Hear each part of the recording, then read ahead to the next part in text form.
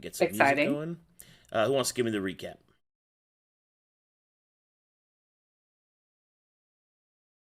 Good. I could. Silent. I guess. I was not present. Go ahead, Effie. So, as we were kind of skirt around the Astral Sea, we came across, a ship that was destroyed and was able to harvest some fuel off of that to help with our journey. As we kept getting closer and closer to Baba Yaga, we saw some creature floating out in the Astral Sea. Maelie and Irha bravely decided to go out and investigate it and bring it back into the ship under, the Giga Captain's command.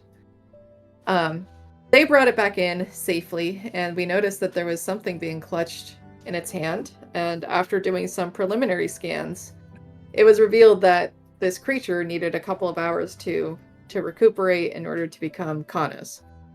So, from that point, the creature slowly regained consciousness, and with the help of Flipswip, we were able to help translate what the being was saying. Turns out that this being is an astral giant, one of the last of its kind, and its task was to bring some medicine to Quirg to help cure it of its disease. And we did a few investigations. I'm not sure if I know the magnitude of the medicine that it's holding, but according to Sera, it's very powerful. There's many things that can be done with it. After that, me as the Giga Captain, offered it safe harbor within our ship, that no harm would come from it, and without knowing where Quirg is, there's not very much that we can do with the limited time that we have within our original mission. When I talked to Econochorus, nobody's seen Quirg in a really long time, and Econochorus recently got its databanks updated. So I'm not exactly sure exactly what we can do for this creature. We're going to keep it with us for now, and if we see Quirg along our way to ban, then we'll definitely swoop on by, push him out of the ship, and float him over to Quirg.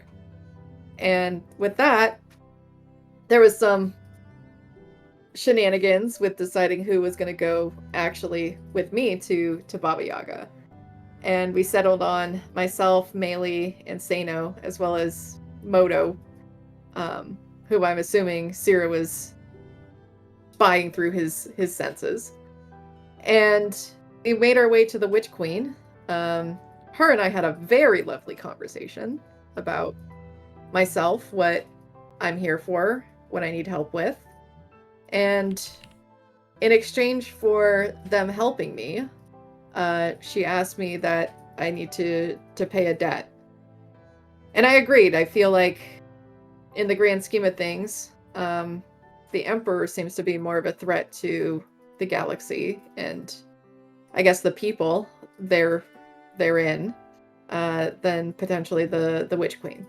So now we've been tasked with 3 days to let them prepare some sort of ritual bath.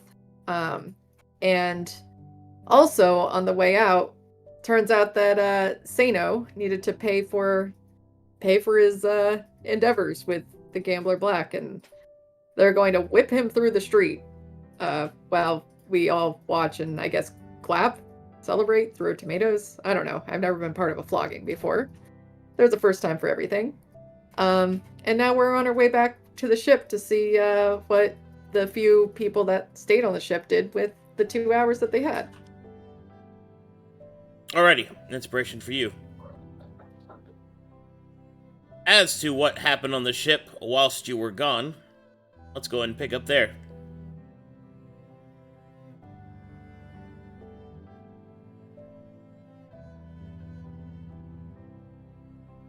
Guess we'll go ahead and start with you, Sera. You had some stuff that you wanted to do. Yeah. Will you set the scene for me? Yeah. Hold on, let me...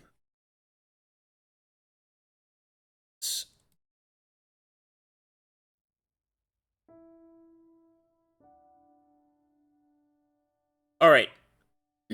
As half the party has left to visit Baba Yaga, some stayed behind. Theo has taken refuge near your infirmary, and despite his size, has tried his very best not to break any of your beds or smash through any of your objects, as he lays against the side of the wall, clutching the object. Sera and Irha and Flipswit happened to be in the room and discussing different things that had happened to Theo. You can call in your super not evil Bright Eyes, or Gallifrey if you wish. And Luka was Asleep. doing whole whatever Luka wants to do, I guess. So you can decide where you want Luka to be now that you're here. I think he would have stayed where he is now. Just So standing in front of the... Where am I? How did I get here? He looks around confused. Can I see them there? Like, where is the infirmary? Yeah, you can see them. You can see the... Oh, thing down okay. the hallway, yeah. You can see tentacles spilling out from the doorway. Wandered over here. What's going on? Oh. Alright. Luka, as you round the corner, you can see that Sera, Irha are currently in conversation with Vio. Oh. Is there anything that he can see just by looking at him immediately through his mask? Well, Vio, as it was explained, is an astral giant, one of the last of his kind. His skin has a darker complexion. His eyes irradiate with a potent yellow light. He clutches the object against his chest, which the party knows has been revealed to be the Venesator, or the Soul Well. It's likely the device that has kept him alive within the Astral Sea. It seems that Vio is harrowed after his experience. He looks around with cautious eyes, but there is a positivity to him, despite all that has happened. Can I sense emotions with the mask on as well? No, or is that just that's just empathy that most people have. Mm-hmm. So, okay, just making sure. I was like, oh, I wasn't sure that I could look at all that through the mask. When he looks at whatever he's clutching. Oh, first, can I make a perception check to see what's all on his person? Sure.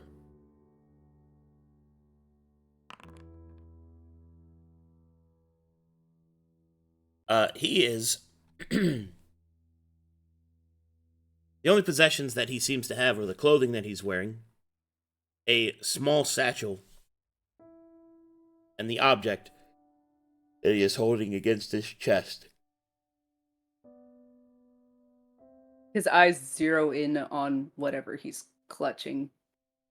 Is that something he can see, or is that Arcana? What do I need to roll to examine whatever that is from his distance?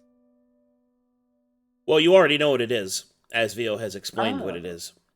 It is the medicine that he was supposed to give to Querg. Oh, okay, so it has been identified as the Venesator or the Soul Well. Okay, so, alright. Storyline, he knows all this stuff already. He knows everything I just said. Alright, got it. Hello! He just looks at Vio. Who is this man? He whispers to who he now realizes is not Irha. He just keeps looking at this man and looks at Sera a little bit, but still looking at this man. Hello, Staying around the corner. Vio will say. Sera pauses and whatever she's talking about for introductions. He creeps out from the corner. Do you have like one of those like weird saunters like that jesters do? Oh no, he just pops out. Oh, okay. He kind of Surprise. peeks over, so you Please can walk Kool-Aid only man. see his Hey! mask. So you just see a creepy smiling mask from the corner Ooh. just staring at this man, then he just pops out. Please walk like Voldo. Aldo. If you don't, I'm gonna rage. Huh? Who Although is it's that? so hot. It's from I don't know who that is either. From some Soul my Calibur. Don't worry From about Soul it. Calibur. It's just go ahead. Do we have a new companion? Looks at the other two. She'll just gesture towards him to actually speak to him. Vio will respond. Hello? Hello. I'm not Luka. Are you alright? And he just looks at him. He looks ragged, right? Yeah, he looks tired. Yeah. Hello, Do you need anything? I'm fine. I just need rest. Think. Well, I've just learned recently that I am the ship's doctor, so if you need anything, and What? Huh? you would think, What? you would think that the mask on his face, that already has a smile on his face, but maybe it's a trick of the light. It smiles a little bit wider. You just learned recently you were a doctor? Yes! Vio will look down at Flipswit. Did you translate that properly? Flipswit will nod, looking proud of himself.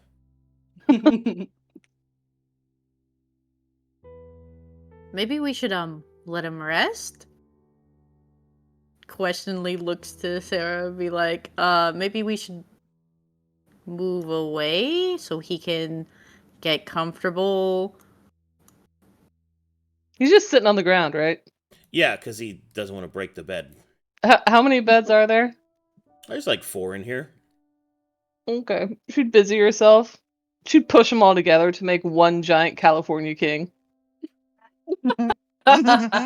Well, what a perfect bed for an actual king. Okay, no, Vio.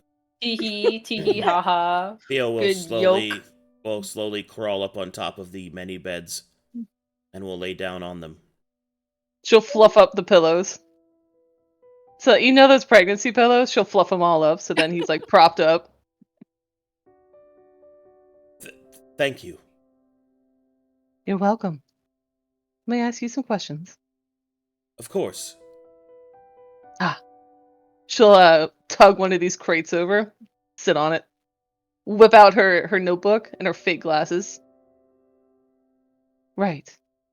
I've never met one of your kind before, and I've only recently heard of them. Would you mind telling me about the astral giants? Well, my people were once as numerous as the stars themselves, spread across the entirety of the sector. We acted as governors, ambassadors, and in some cases rulers of many of the planets that you've seen.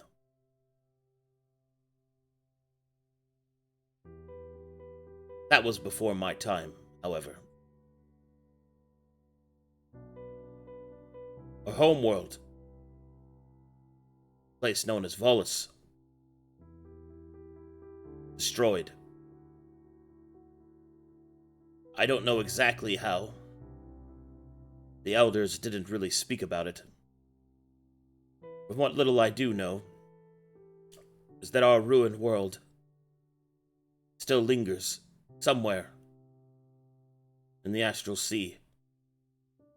Thump of broken stones. Shattered dreams. With our world destroyed, we set out to find a new one. We searched.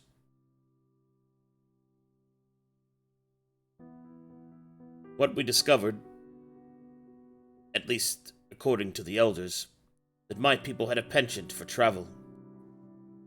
The transition into nomads was tenable to us. Soon, we became traders. Sometimes mercenaries. And in my youth,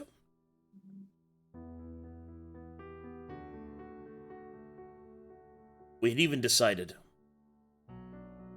that we would live upon the moon, Sarek Storm. But that is where things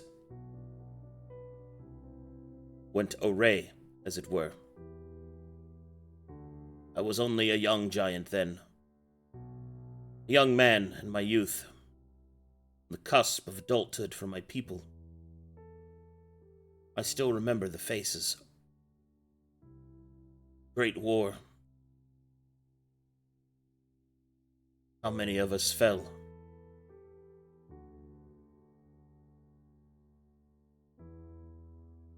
Enough of us fallen, crashing into the moon, and so many that we filled it, became its crust, its rivers, its valleys, a world in and of itself. Corpse world. One that now is crawled upon by, well, as he has a pain on his face to think about it. Many of us were lost then. Our vessels separated. We thought it best to avoid our enemy, to do so. Smaller targets, easier to hide. But yet, despite this, we still helped those we could. We used our technology, our knowledge, to uplift those around us, in the hopes that they may become strong enough to face against this threat. Hence to your meeting of me, and the mission that I was given, as he looks down the object that he's holding. This threat, the enemy. She'll cock her head to the side. I have a couple of ideas of what or who you're referring to, but what is it from your perspective? They are called the Eyeless. Hmm. They are like a sickness on the world. Ravenous.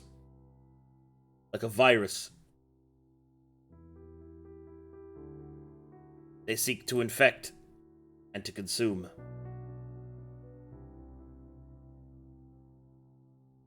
Nothing And that else is as now far as I who? know. Sorry, you cut out. What'd you say? Nothing else as far as I know. And that is who is on what is now the corpse world. The moon. I do not know. It is said that we defeated them in that battle, despite our losses. I can only hope that Sarek Storm has survived infection. Then what was on your mind when you said the corpse world was crawled upon by... By other races. Such as? The stones that we used in the battle. From what I've heard, or remember, difficult to say which,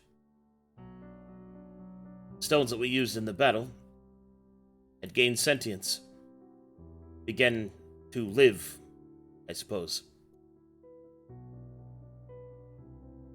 They even named themselves the Ely. There is also our friends, the Bilboken. Been heard that humans and elves made their way. As I said, I have not been back since it happened. Kira knows about golems, right? She knows about all the mannequins from the art and amphitheater. You know what golems are? Okay. These Ely, are they like golems? I suppose so. In that they are objects given form, purpose, intelligence. But they are not created through the art of golemancy. In fact, their creation is most curious. One that had I had the time and the proclivity, perhaps I could have studied.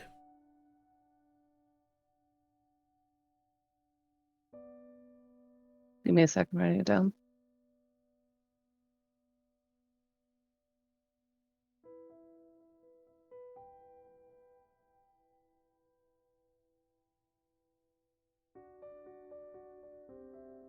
This war that you spoke of, my understanding is that was a second planar war. But it sounds like it was a war with the Eyeless. Oh, the planar wars stretched across all the planes. Many different factions fighting many others. She'll look him in the eye. The cause that's listed in the records is your people were attempting to prevent synthetic life. He will kind of blink at that, and he will say, like I said, I was a young giant. I do not know what my elders were trying to do. I can only tell you from what I saw. Although, that would make sense. Synthetic life is it is a terrible idea. It is unnatural and harmful. To stop it would have been of great paramount importance. Is that not the same thing as the Ely that were inadvertently created by your people? I could see your correlation. But synthetic life, created by the will of one person that considers themselves a creator, is quite different from a happenstance. The life stream will always find a way to create life, and its hand is the only hand worthy of judging what should become alive. Synthetic life, as you are describing, my people would have investigated, but our interference would only have been, needed if something truly egregious was occurring.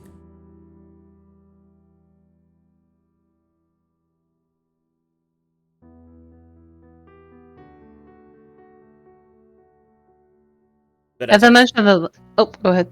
But as I said, I do not know what my elders intended. She believes him. She'll zoom out a little bit at the mention of the live stream. The deities of this sector. Do the astral giants align or follow any of them? Are you referring to the Red Pantheon? She'll nod. We adhere to their tenets, the edicts of the Astral Traveler, few as they are. I don't think she knows much about the Red Pantheon. You do not. Could you elucidate?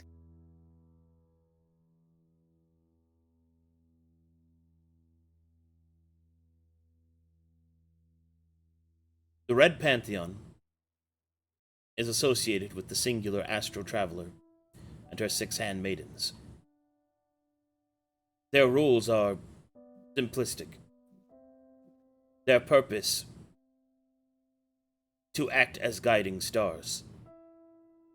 The Red Star of Anareth, where the Astral Traveler resides, acts as a centralizing point. Most navigational charts use her temple as, I suppose, a singular constant in the shifting astral sea. Its light can be seen by all those that sail it.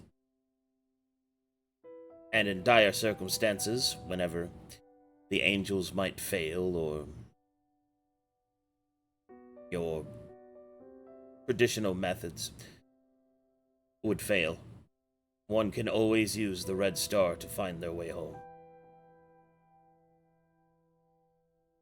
This is like the North Star IRL, right? Yeah, it's the same thing as the North Star.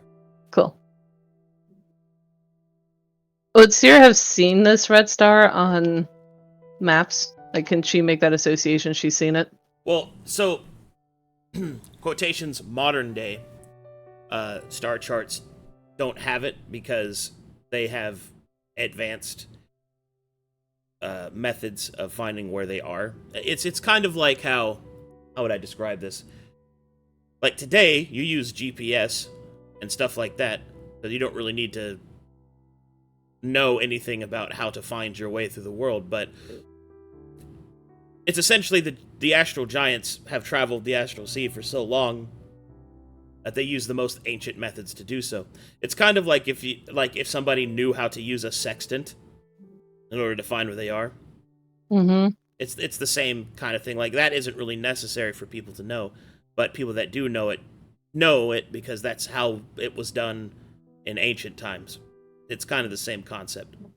Also, Lolly, Effie asked about all of this at the princess, and so Effie made a note within her maps where the red star is, just as a reminder. Okay.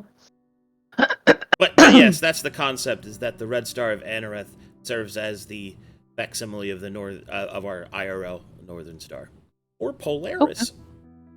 Okay. These rules that you mentioned, I may have missed them. What are they? The edicts of the astral traveler are fairly simple.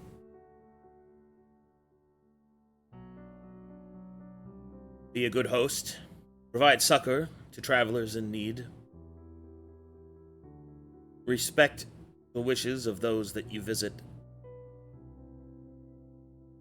Defend yourselves against brigands. They are tenets of the old faith. Each one of her handmaidens has a bit of a proclivity towards other such inclinations. Other tenets. But these are more so not ones expected to follow, but how to gain their respect. The Red Pantheon is very hands-off compared to some of the other deities.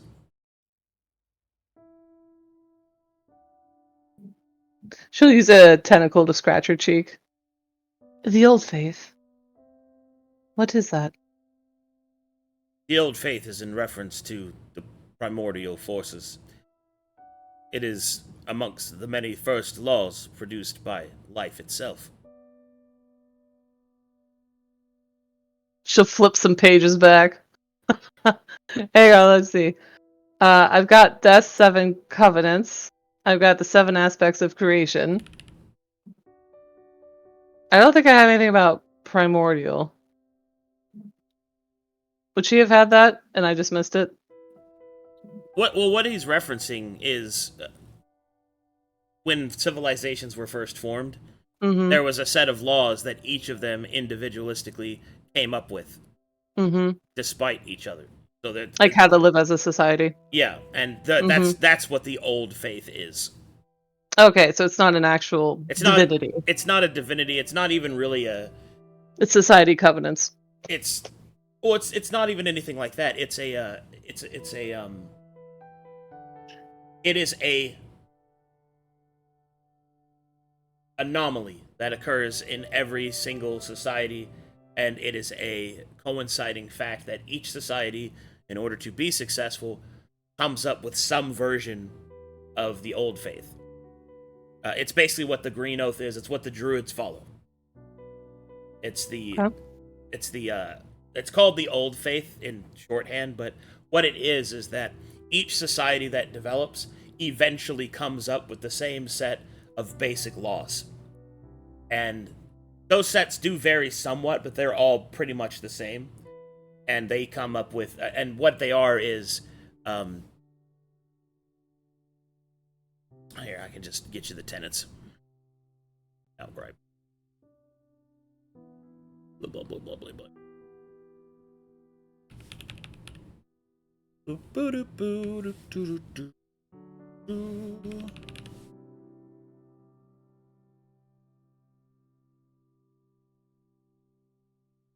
So the old laws are: be a good host, be a good guest, respect nature, hunt for food, not for sport, and leave the dead to rest. Those are the 5 basic laws that nearly every society develops. Can you drop those somewhere? Sure. I did not capture those.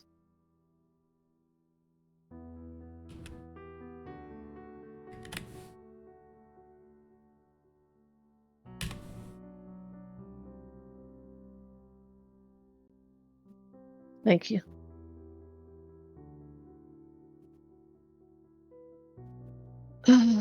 Okay. Yeah.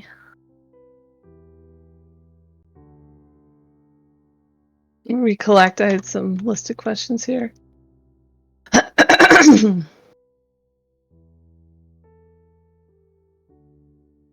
Oh, okay. Your people.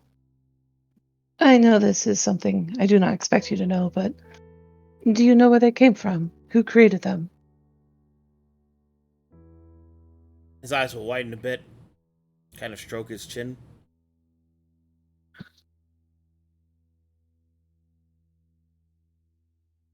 My people, their creation is not something that the elders spoke of. They spoke of a great migration.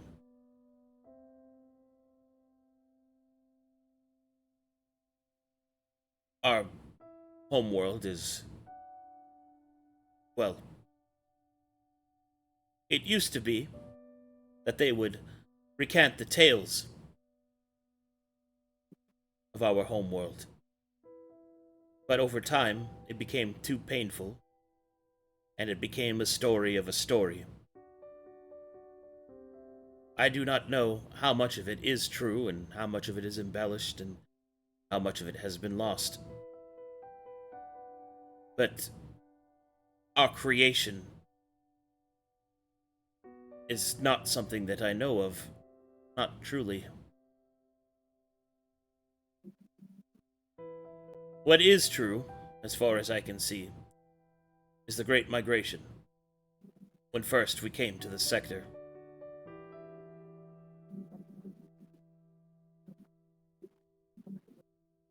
And when we crossed the Absence. Is that absence as in like absence of light? As yes. Okay. The absence, capital T. Okay.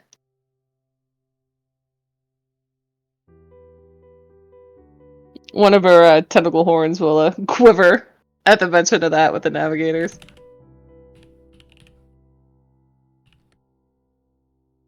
Could you tell me of that? The migration. I can only tell you what the elders relayed to me. It was said that our people were a part of a greater empire. That we shared power. But when our world was destroyed, we fled. And with great risk to ourselves, captains of the past made a daring run across the Absence. And we survived. And found upon the other side a new field of stars to explore. that is all the tales really coincide.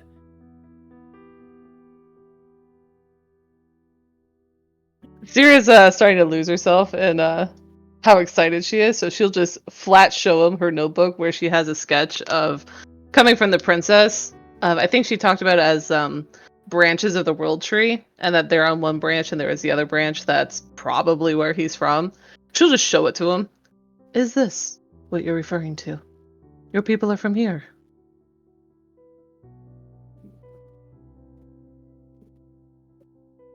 Speak of the Tree of Life.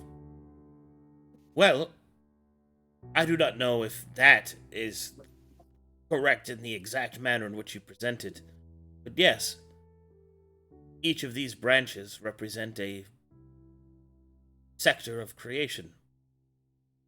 It is not a literal tree. It is more of a wheel, really. It is difficult to describe. I am no astronotan. I have not the gift of navigation, nor of star sight.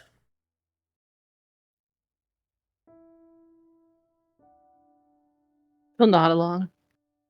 I've Or recently... Astratan. Sorry, I said it wrong. Astratan. Continue. She's got the skulls of the navigator mounted along her evil robe spine. I've recently become acquainted with the navigators. Does that word or reference of people mean something to you?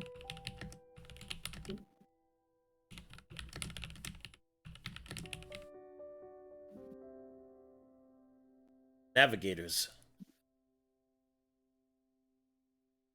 A strange name to refer to them as. My people have a different name for them.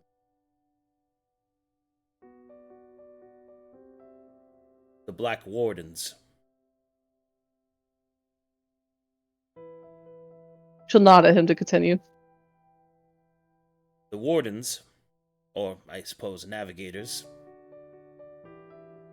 Strange translation, but the easiest and most straightforward way I suppose I could explain them is that they are a cult. A cult that believes that the branches should never mix. They're quite potent, powerful. They have stations within nearly every sector, and they are committed to maintaining the distance between the branches. The Wheel of Life. Why, I cannot tell you. But they believe it enough that they have expended great resources to prevent migration in the past. It is what made captains of my past, my people, a dangerous endeavor to cross the absence. For not only is such a place filled with terrible monsters, hungering leviathans,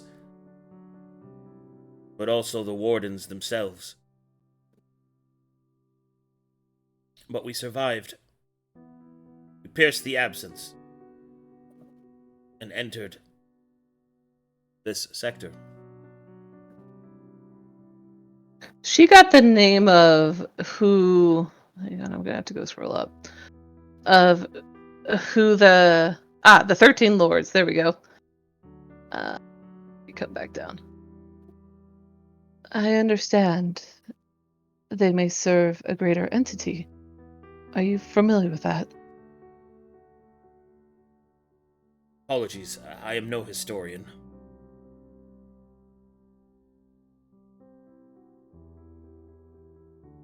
Let me think on if she'd actually share who they were serving. I think she would. She's so excited at this point that he's lived through all this. The 13 Lords.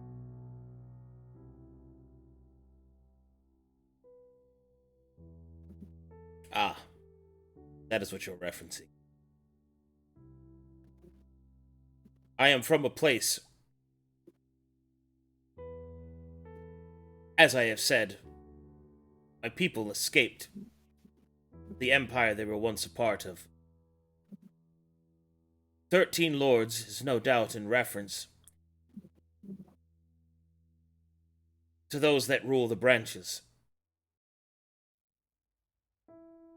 Each branch contains a ruler, at least recognized by the other branches, registered to the Wardens, entrusted with overwatching their particular branch.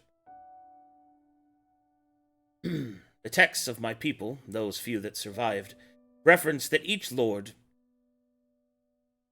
is chosen mostly by happenstance and sometimes by other methods. The most common form is that the one that is ascended to the Lord is one that developed its technology first.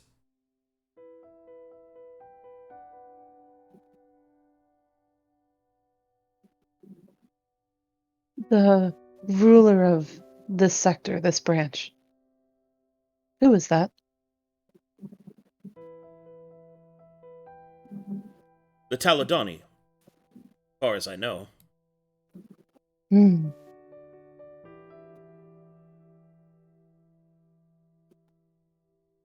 And, well, I was trying to find. She'll stumble over herself. Pause. I have not been able to find Taladon. I have found remnants of him. How can one rule if one is absent? An excellent question. Which is probably why that there has been so much chaos in this sector.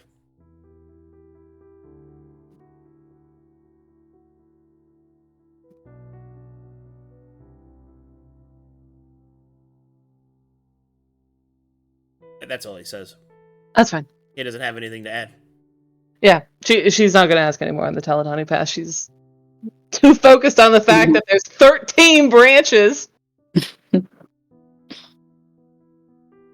I've also recently come to understand that Taladani made such grand advances based off of tech from these Wardens. I don't quite understand how. Vio will frown at that. That doesn't seem right. She'll pause and just wait for him to. The Wardens do not make... They do not interfere. That is what I thought as well. Peculiar.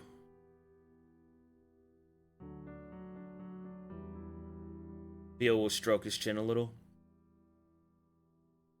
If somehow this Taladon was able to recover technologies of the Wardens, well, that would make sense as to why their technology developed so quickly. But the Wardens do not interfere. They simply watch. At least, they tend not to interfere. I know very little about them. In fact, I don't even know what rules them. But what I do know is that they expend great resource to ensure that the branches do not mix, that those from one side do not cross to the other. And the reason that they do this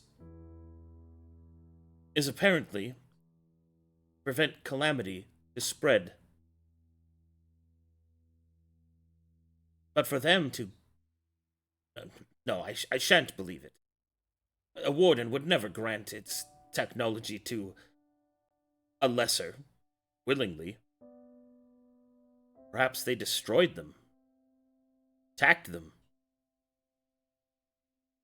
Or perhaps something else is afoot. I cannot say. I do not know. Sera's going to chew on the inside of her cheek at the threads of theories that were just laid out. She's going to sit on Folly, though. She's not going to mention anything about that yet. Funny you should mention that. Here's this. You know how hard it is for me to not ask these questions right now. So if your people have been here for 1,500 some years. Have you been hunted by the Black Wardens the whole time? Well, no. Once we crossed the absence, they did not pursue us, which the elders always thought was strange. I find strange as well, considering their mission is to prevent the crossing of branches. I suppose perhaps that once we were already on the other side, that they just intended to keep us from crossing again. Or perhaps they were unable to follow us. We did leave a sector full of war. Perhaps there were worse things occurring elsewhere. I do not know.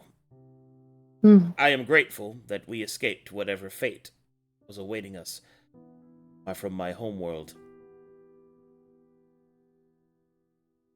Well, let me shift topics. So it sounds like your people are all driven to help those in need.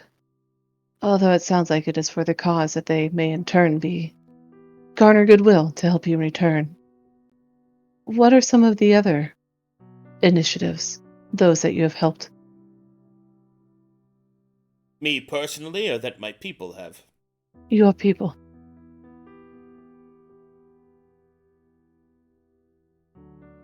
Well, a few times we have interfered that I do know of.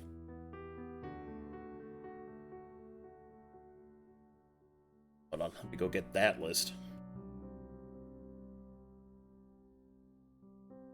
Oh boy, oh boy.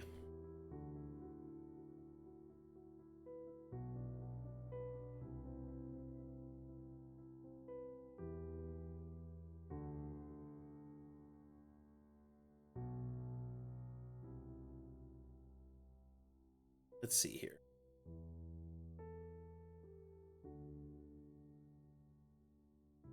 My people, as far as I know, have done the following. We gave water to the Fomorians of Lulqua.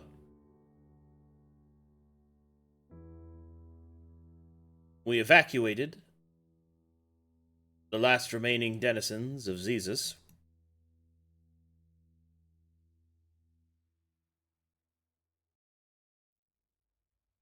We assisted those in Storvex in secret to be able to resist the merciless power of their godstorms.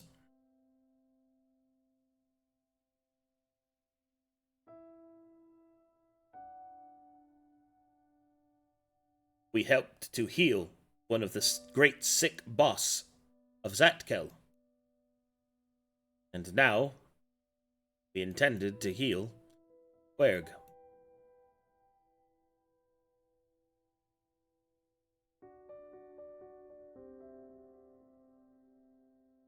Give me a sec, I'm thinking on what she would say. Next.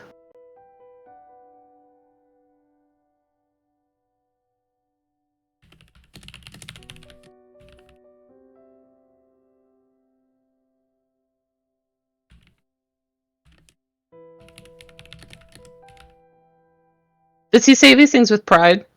Oh yeah, definitely. Okay.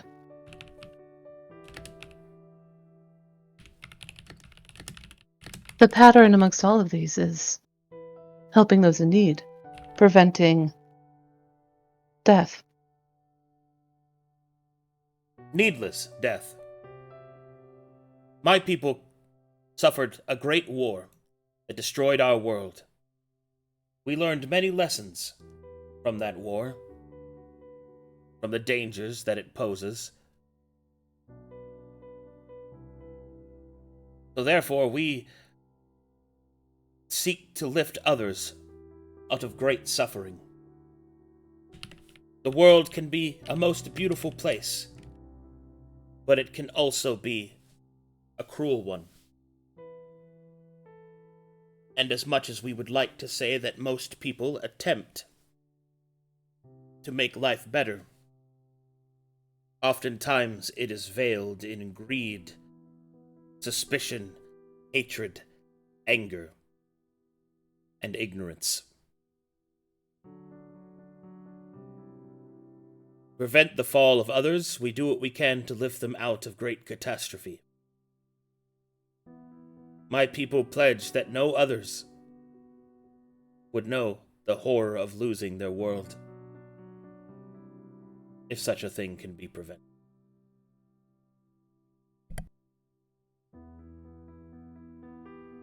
Did any of these result in alliances?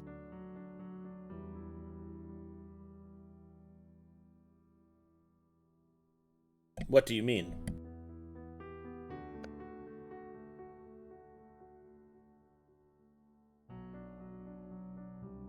With Stormvax, I recently met some folk from there, and the topic of astral giants certainly did not come up in conversation, but is that a place that your people visit often? I should think not. We help them in secret, as I said. Mm-hmm. Is that a place that your people visit, or is it like a... It was something you assisted with and moved on? We are nomadic. My people tend not to linger. Hmm. How did you hear of Quirg?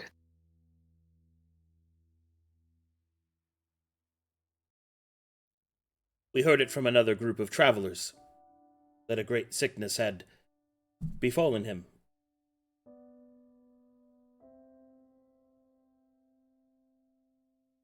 I didn't actually speak to them myself,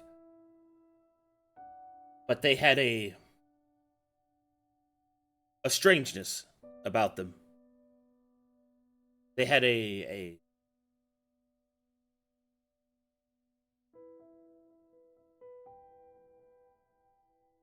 God, how would he describe that?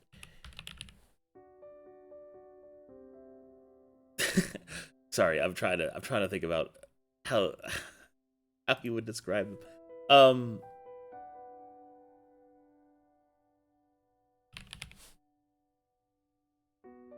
Man. From what the elders spoke of, they had a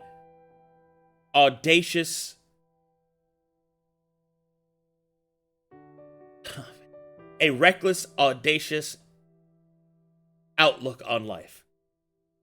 And that only in passing comment did they mention the sickness on Quirg.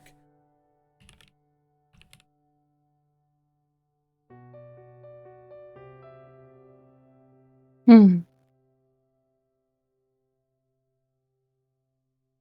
And your artifact, she'll gesture towards it. How are your people able to locate something like that? Its signature is beyond anything I've seen. Yes. This was a gift. A gift from those travelers. But the knowledge of where it was is that what you're talking about, Arcadum? Yeah. Okay, hang on.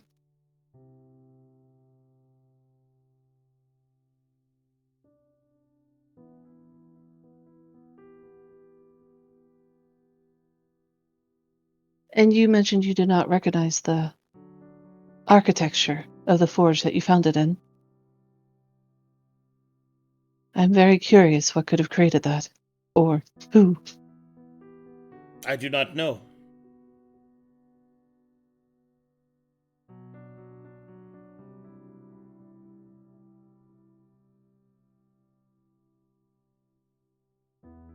Are you able to find others of your people? When you first awoke, you were very concerned you were the last of your kind. For the first time, he takes on a very,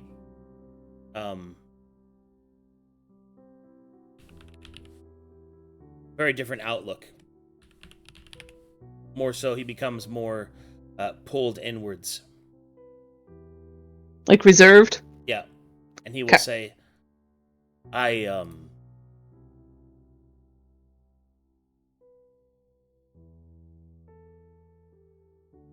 may have said that, but I do not know for certain. If I am last of my... But it seems unlikely there are many of us left. Why would that be? What would have happened in the last 30-odd years that you were in stasis? It is not what happened whilst I was in stasis, although I suspect that it's not gotten any better. But what was happening that caused me to go into stasis?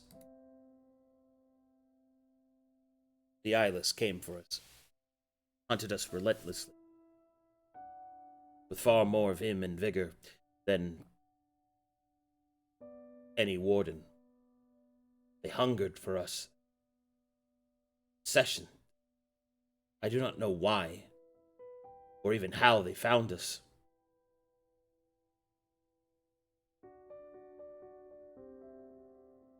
So much can change so quickly. Being can live for 1,000 years, 100 lifetimes. Their light snuffed out in moments. Sera hasn't actually fought the eyeless, right? I don't think she has. She's been adjacent to them. I was just about to ask, what we fought in the ship, with those sailors, were they partially infected with the eyeless creature, or was that something else? I don't We recall. also fought them on Conflux, that horde fight. Yeah, So that too. But Sera wasn't there for that. You guys but know on what the ship, you guys know what the eyeless are. Yeah. I'm asking if Sera has fought them. I would assume if you were in the ship with the sailors, right, that were infected. Those were eyeless creatures. Just confirm. no, They were? Nah. They were infected by Voidka. Voidka. It was determined that if they had been eyeless, they had been so mutated by the Voidka that they were something new entirely. Correct. Oh, okay. I see. That's where I'm So technically, but it's there. You fought void mutants. That's a different thing. Oh, okay. Yeah. Okay, got it. You did. Space mutants. Yeah. So Sera has not actually fought the pure ferocity of the eyeless, but Okay. your companions have. And she knows a lot about it. I was just trying to... Yeah. Okay.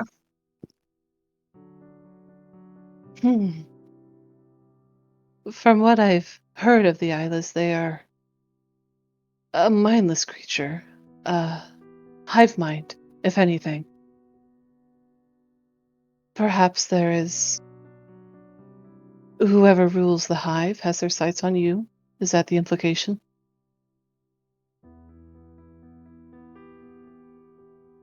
Theo will shrug. I don't know. All I know is that they hunted my people. I do not know why. She opens her mouth to ask a question, then realizes it's going to be distasteful. Vio, I understand if you do not wish to answer this. If an eyeless were to infect one of your people, are the results different than that of, say, a human? I would presume so. She'll look at his giant body, and does he just kind of just give a general eminence of magic? Yeah. What would the word be for that? Because she wouldn't... Would she know the word, biology? Anatomy is the word you would use. Anatomy? You think the anatomy of your people, that would make sense. She'll scratch it down in her sketchbook. I know the eyeless are monsters, but are there any correlating features to VO that are like Arcana or... Well,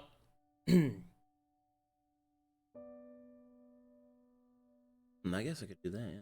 So the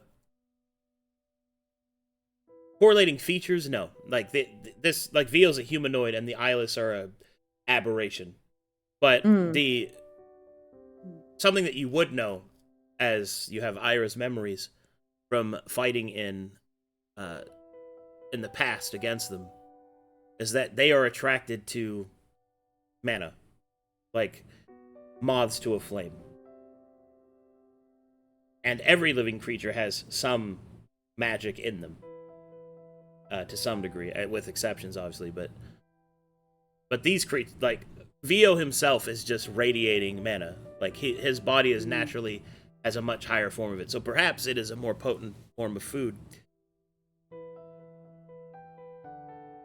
I'm going to tell that to Best Girl having the best time of her life asking questions. He's just gonna kind of like not direct it at her because he's still like this lady kind of scary. He's just gonna like direct it out into the general room, being like, oh yeah, the eyeless definitely really like magic and are very hungry for magic. Side eyes her. Sera's eye will twitch, and the brief thought of consuming this man flitters through her head. No. Bombastic side eye. She'll go back to asking about the artifact.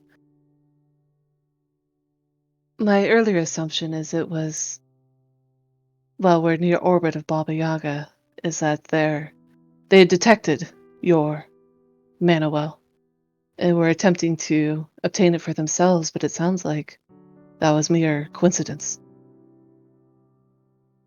Or they could just have done it both. Taken advantage of the situation, you mean? I presume as much. I know not the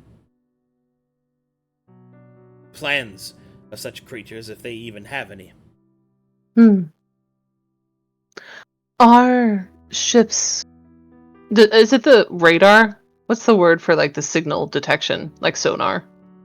Sonar, radar? For Arcadum, your world. That would be an angel's presence. Ah.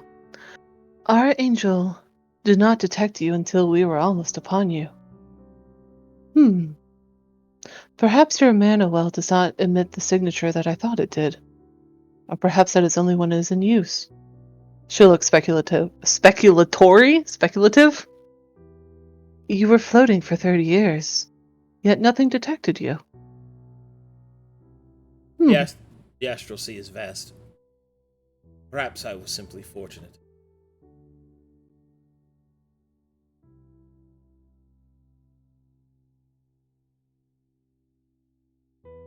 Wow.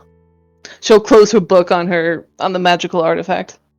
Lean her head back against the wall. 13 branches. I thought there was only one, maybe two other. This world keeps expanding on me. Ivor smiles. He's like, maybe it'll rub off on you too. Maybe you'll learn something. Not Luka raises his hand. Should we be concerned that maybe these non-eye creatures might come after us since you're here? Looks at Vio. I did not detect him for 30 years. He'll look frightened, and he'll say, Oh. I do not wish to put any of you in danger. There won't be any more danger than that one, points to Sera. Oh, now. I'm just putting out that question since they might find him delicious. I mean, and now they find everything delicious. Not Luka. I mean, they'll just eat and eat and eat, so it doesn't really matter. We've fought them before. But he's a different type of spice. What? Probably more delicious. So? All right, Leo looks very uncomfortable with this line of conversation. It does not pass Sera's amusement that it's not her talking about eating him. Perhaps I'm just Luka, saying you that. should Oh, sorry. ask our angel to, keep scans up for these islas? Of course, I was just about to recommend. Maybe we might need more fortifications. I'll go do that. And he turns and then starts walking towards the front. Just leaves. Does he just like sachet? Wait, oh god. Saunters. Wait, hold on. I Skips. got it for you. I Does got the it. worm. He first does a couple of hops and skips, and then he tries to flippy-do his way out. But he doesn't. He does a very sad half cartwheel all the way up. Is he okay? Is he like on drugs? What happened? He's a clown. A Sera clown? watches Oh. this display, and she tries to stay as impassive as usual, except half her face, like, you know, like when the mouth twitches, half her face will go to smile. Right. Theo will watch this clown sad cartwheel out of the room. And will turn and look at Sera again. She'll just ask him, are you familiar with, oh god, what were they called? Not space clowns. That's what everyone was calling them, was, Bahonkening. the layman's terms. What's their actual name, Arcadum? Harlequins? Harlequin, thank you. Harlequins. You mean what Luka is? The honkening? I was blanking on the actual word. Are you familiar with the Harlequin? No. He keeps looking over to the left. Our companion there, who once went by the name Luka, has only recently joined their ranks, and is, well, as you can see, starting to understand his new path.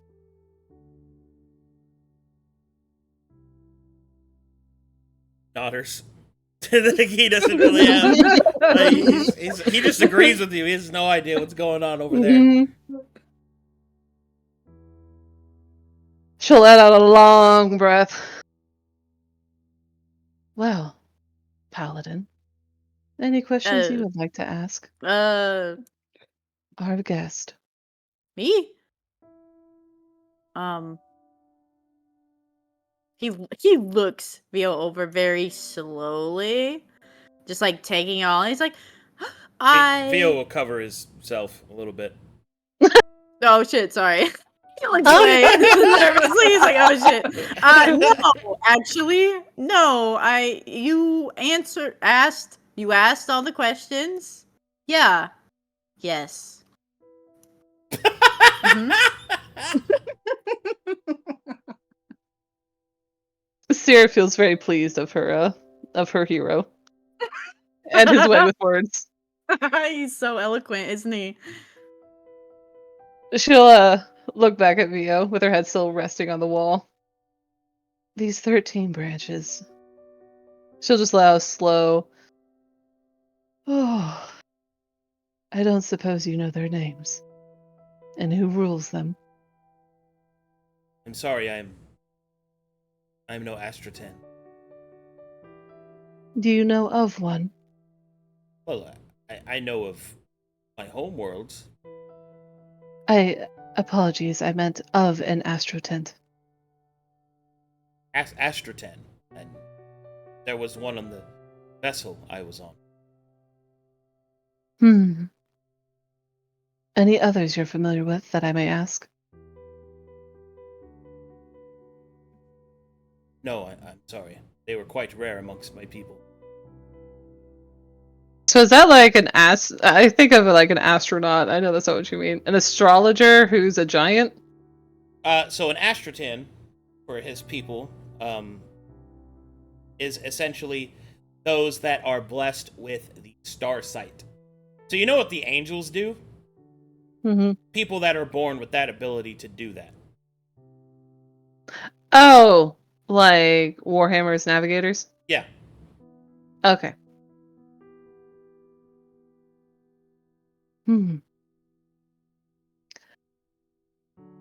were saying your homeworld as one of the branches? Well, as I said, Voldus was my homeworld. But if you're referring to the ruler of our sector... Mm-hmm.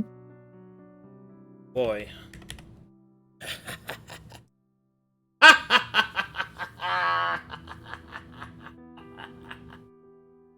Sorry. This stuff is untouched, and I'm very happy to get to it. Finally!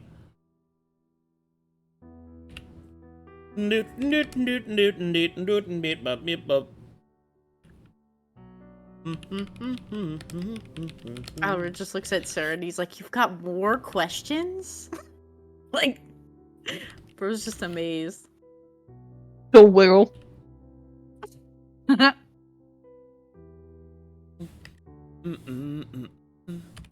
This is a story of a girl. To learn about the whole world. She's asking questions.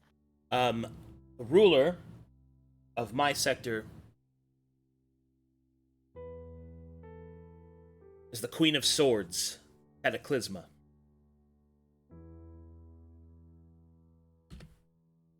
What's the name of his sector? Oh, she doesn't let me ask that in character. She doesn't know that. And what should I refer to your homeworld sector as?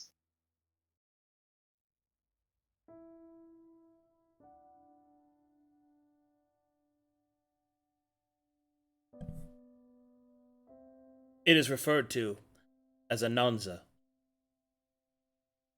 Oh god, you're gonna have to spell that for me. Don't worry, I got you. Ananza. There you go. That's how you know it's a fantasy word. It has a Z in it. Yeah, like zebra. Or pizza. Totally fantastical. Fantasy Both food, of those yeah. things. Or They don't Menzo exist in Baranzan. real life. I give you an S+ for the pronunciation. Thank you. Any other sectors that you're familiar with that you could share? Bill will shake his head. Does she know the name of the sector she's in now? There's a whole thing, Verum. She knows it's Taladonic space. The whole sector is referred to as Verum, yeah. Okay. Let me write that down.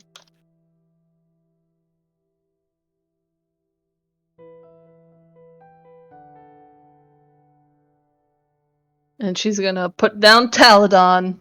MIA.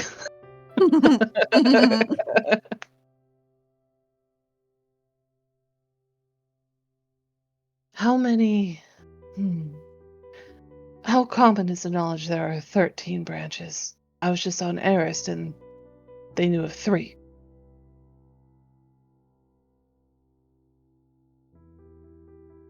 I do not know. I presume that not many know of it.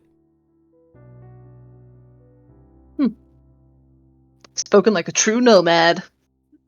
I mean, if anyone, maybe the Wardens were like, "We don't want you knowing about this," so maybe they worked a way to get rid of the knowledge. I don't know. He just kind of shrugs, sitting on his box.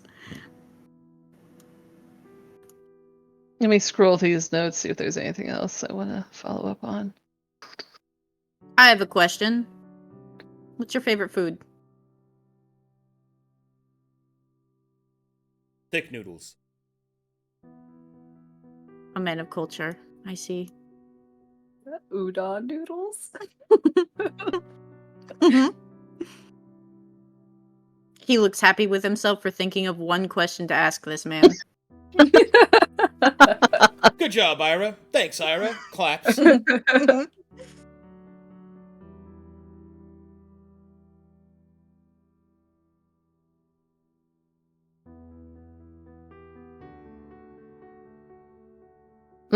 Okay. I'm leaning towards the final line here. What will you do after work?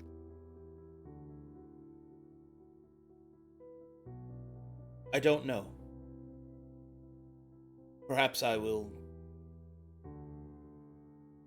find a place to live. Seek out my people.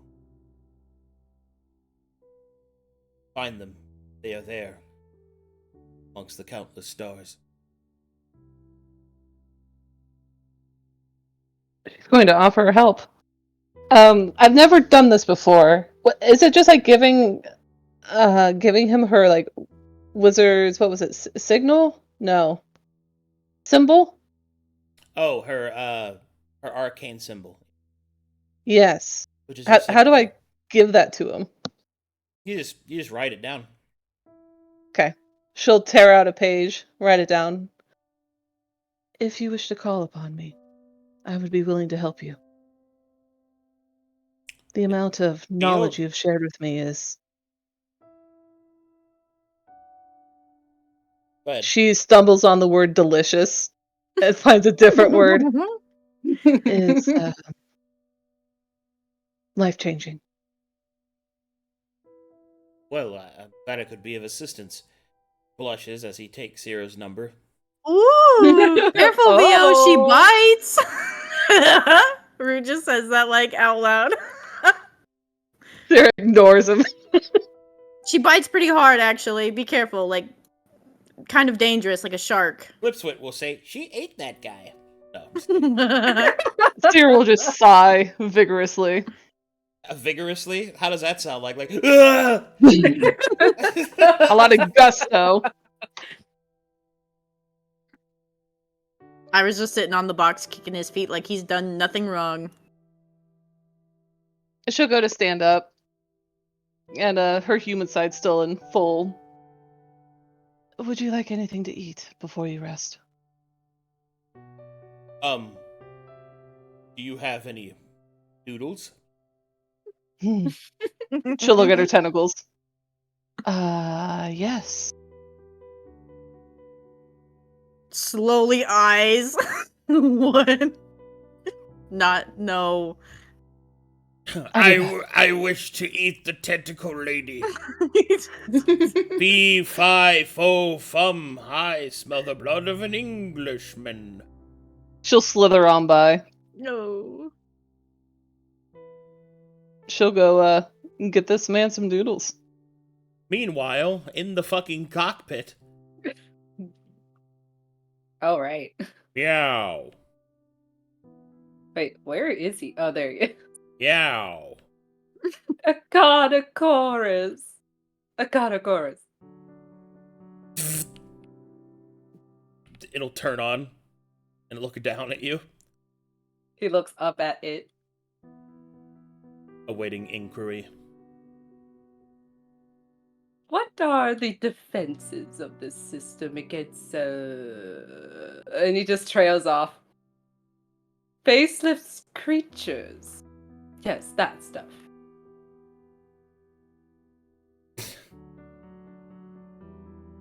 It'll just start listing out all the weapon systems. Just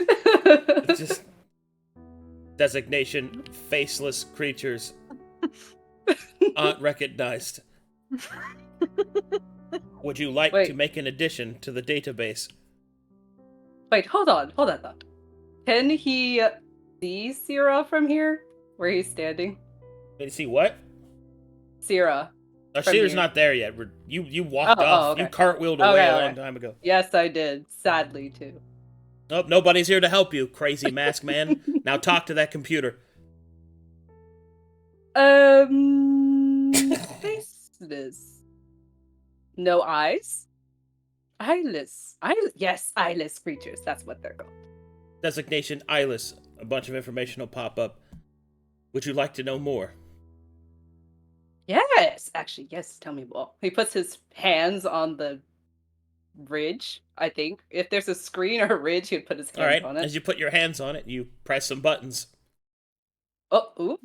Caudacorus will start... Oh, no. Wait, oop. He tries to press the button again. And then you... But be careful when... Hold on. Let me roll my convalescence kit. Okay. Thanks you for saying that out loud. Hold on, I have to use my tech skills. Which is, I'm sure, what every engineer says before they sit down at their code. I think it's what every clown who doesn't live on the fabric of life says. Do I actually have to roll this? Yeah! Anyway. You're pushing buttons randomly on the fucking... Yes! Oh, no. Oh no!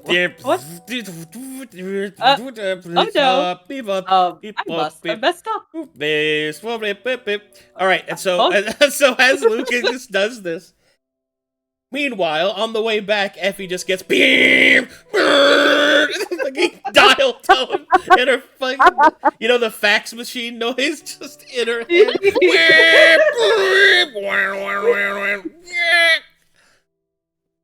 Effie takes a hello. vessel and puts it in her mouth. Wait, what? Don't do it! It's not worth it, Effie. She pulls the trigger. No! Hello, anyone can help. Oh, hello. Is he Reboot back? complete. Awaiting inquiry. Defenses against eyeless creatures. If he doesn't touch the console, he actually steps back. A bunch of information will appear on the monitors, showing that the eyeless are corporeal aberrations that can be harmed through most forms of combat except for psychic. Ooh. Iconochorus, also in his naturally inherited sassy personality from spending so much time with the Giga Captain, will reference, here's what we could do if I had some bigger guns. Oh, right, we're poor. I'm sorry. Is there any way we could instead just yes. increase some We're defenses? poor. Iconochorus will show all sorts of weapons that you could, if you had any money. Still poor. Oh well. We do have a very tasty fellow down there, so maybe more alerts? Updating Detection? database. Guest designation VO. Adjective addition. Tasty. Update complete. Tasty to the eyeless, I should say. Add that addendum. Adding addendum to the eyeless. Update complete. Oh my god, I love you, Luka. Okay, I seem to have done my job. Really. Good job, Luka. You did it. Or not Luka, who's not there. Not Luka. This guy just like cartwheeling around with like jingling bells. I was just like, what? All right, and about this time, enough shenanigans have occurred. Let the rest of you return.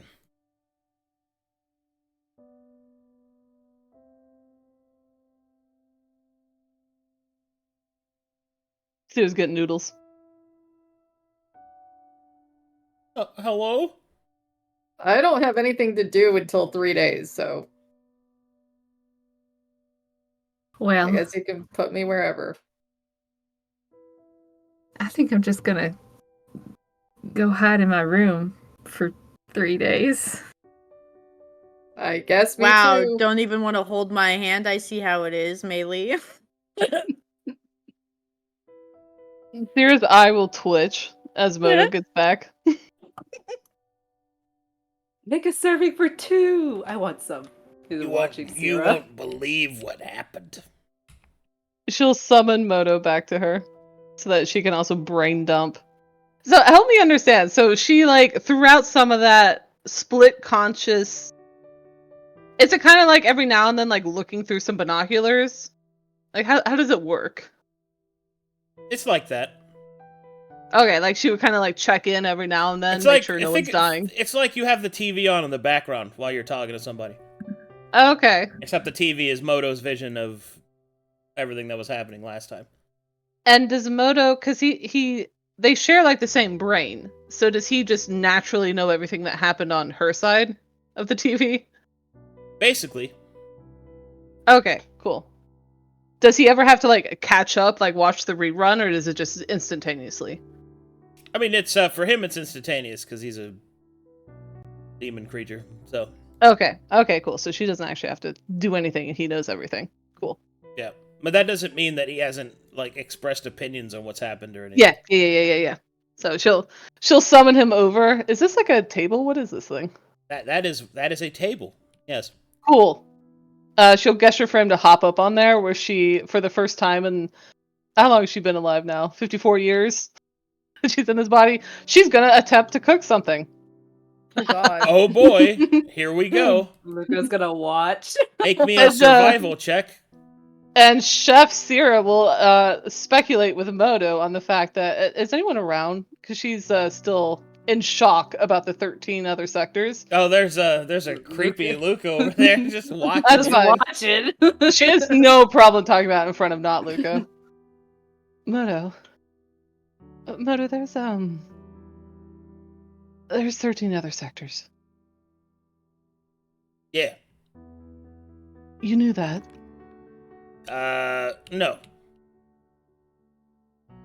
That's But I'm from, Abyss, and it's kind of everywhere, so it's not really. Yeah. It doesn't faze you. Not really. I mean, to me, it's like I didn't know it was there, and me knowing it's there doesn't really change anything. She admires his mental tenacity. More like not giving a shitness. I mean, it's not like the fact that there's 12 other places matters to me. None of that shit's coming over here, right? Like, that's the whole point of them Wardens, so. Or navigators, or whatever. Except that they do. Yeah, but who cares? They're just giants. Did you see that guy? Kind of laying there, being all big and tasty. Look pretty delicious. Yeah. I understand why the eyeless would want him. Although it does kind of bring up a point that I was thinking of on the way back. Kind of makes sense now that we know what they are, or what their job is, right? Go on. Well, the navigators, like, what we were on. It was their station, correct? Well, yeah, I mean, I assume so, unless they, stole it. Yes, and, I'm not so sure I should say we. The group that we found ourselves with, blew it up. Well, yeah, but I'm more so thinking about what was there before it blew up.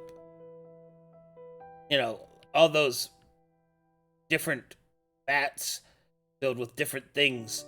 Like, we only saw the one with folly in it, but there were many others there. Like, a lot of them.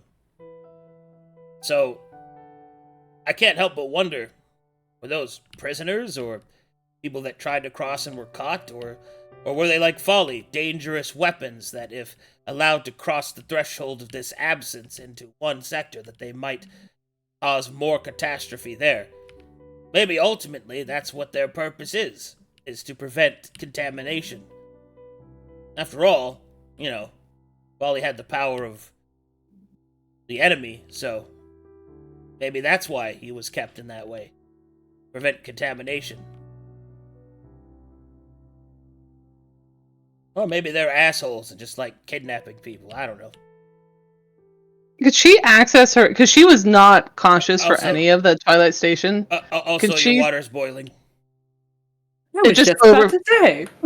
With an 8, it just overflows, and she just makes a giant steam cloud. Oh no! You're burning the water, Sera. She'll frown at it, and just with a casual hand wave, just freeze it all, and it plops back in the pot, and she starts over. Yeah. Oh, now it's cold. Could she see through... Could she, sort through Moto's memories? She never saw the Twilight Station herself. Sure. Okay, she'll... Once again, forget that she's boiling water. It's boiling up. There it goes. Can I perception to see what they're doing? Oh, you hear a lot of water sizzling over there. Oh my god. What's cooking? Good looking. Luka just lowers the fire on the water. Sera's sorting through the filing cabinet that is Moto's brain. to try to get a visual of what the Twilight Station actually looked like. He's talking specifically to help aid this. He's talking about how there were other holding cells. Yeah, like there were other things that were like Folly's capsule, I guess you would call it. There were others all over the place. So there were also the vats, and there's just, like, you guys didn't really get a chance to explore the whole thing, but even in the preliminary pass by of everything that happened, you would suspect that now that you know what you know, that one can't help but wonder as to why they kept those people there. At first, reasonably, you guys presumed that Folly was a prisoner. Why he was imprisoned was several different reasons, but it would seem now that perhaps the reason that he was contamination, which would mean that maybe he tried to cross.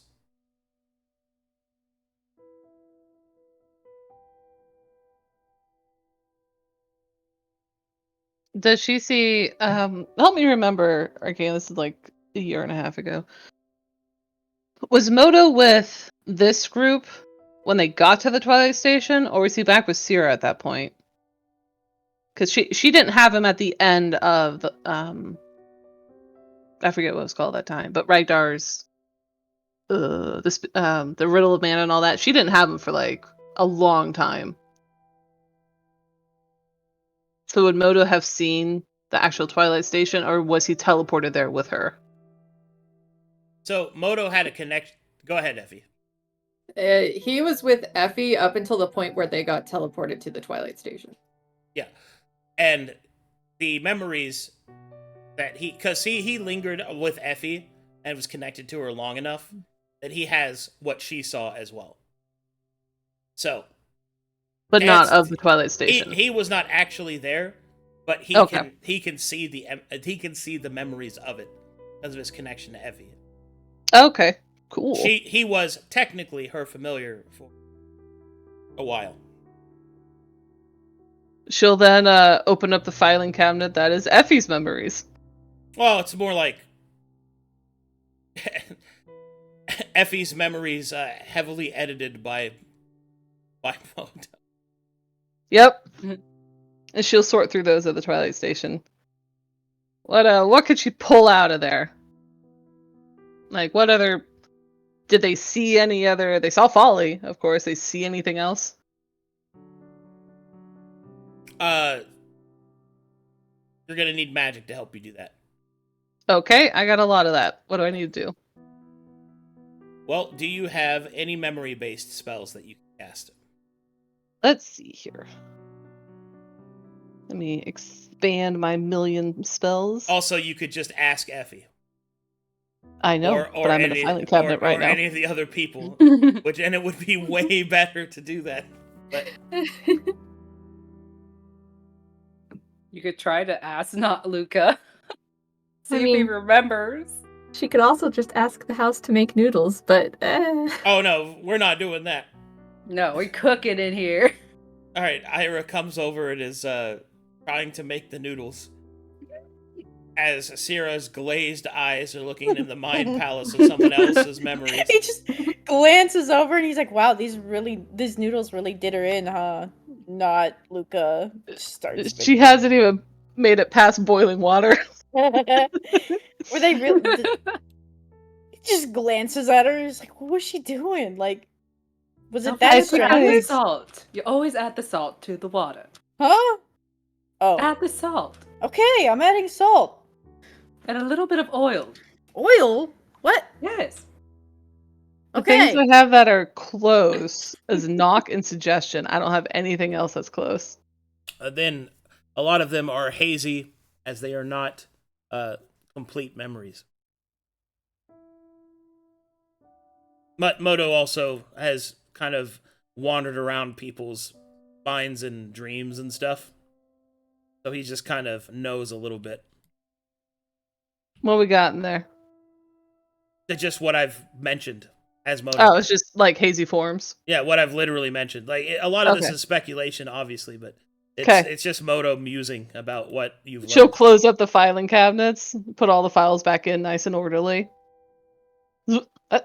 Sera will awaken and find that these two are just making the noodles. Very good. Well, What? Uh-huh. Seeing that Ira's right here, do you remember what or who else was on the Twilight Station? I'm making noodles. I'm no talkie. He just goes back to like laying in the pot. It's all my concentration, okay? All my concentration. You're just making noodles. Sera watches the water boil, and then she'll do her usual thing with Ira, where she'll just get uncomfortably close to him. Oh god, he's trapped. He's trapped.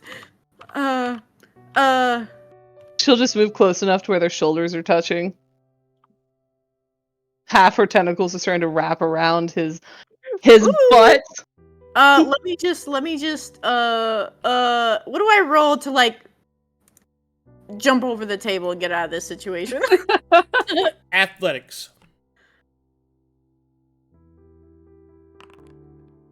Irha will attempt to do a flippy-do backwards. Will kick the pot of boiled water up into the air.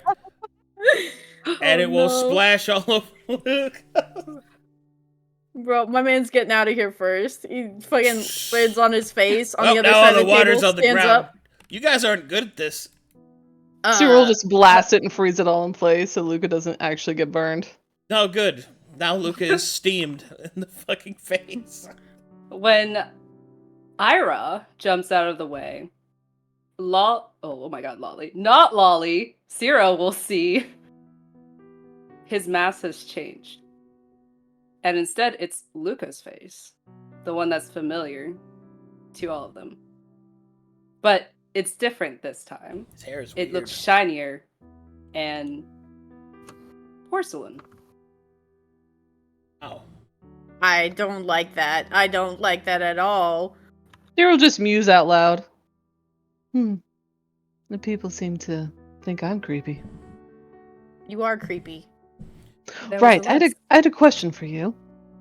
Are you going to answer now that you're... I could try to answer that question for you, Sera. And when he speaks, he looks and sounds like old Luka.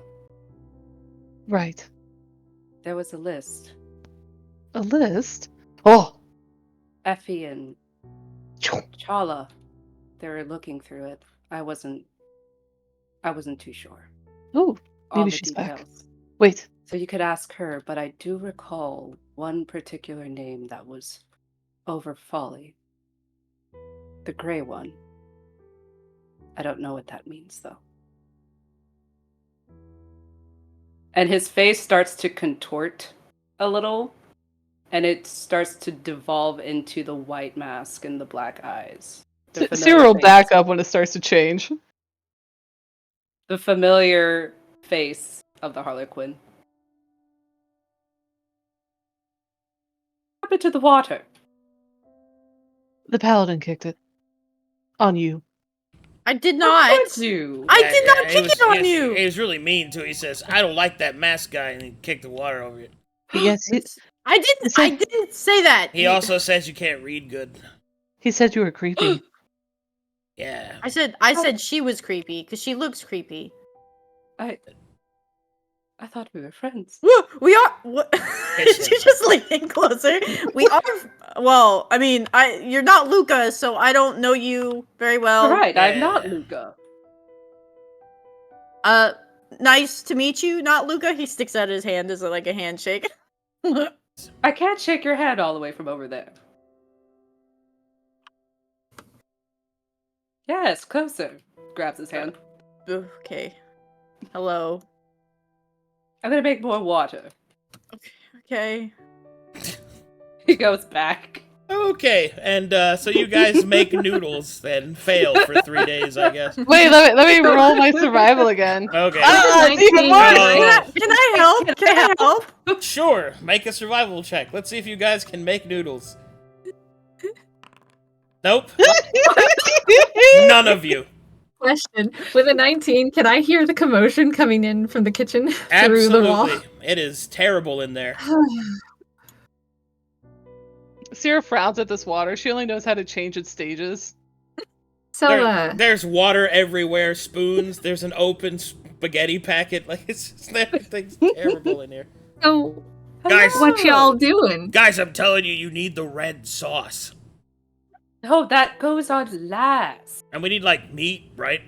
We gotta get past the boiling water point and actually make noodles, guys. Are there any Maelie- forks? Maelie face palms. Have y'all ever heard that, like, too many cooks spoil the soup, right? No. No. No. Okay, That sounds so, dumb. well, how's about y'all back up and let a former halfling try her hand at cooking? We need noodles. Vio's hungry. Silently walks away. Okay. Also, welcome back. How did it go?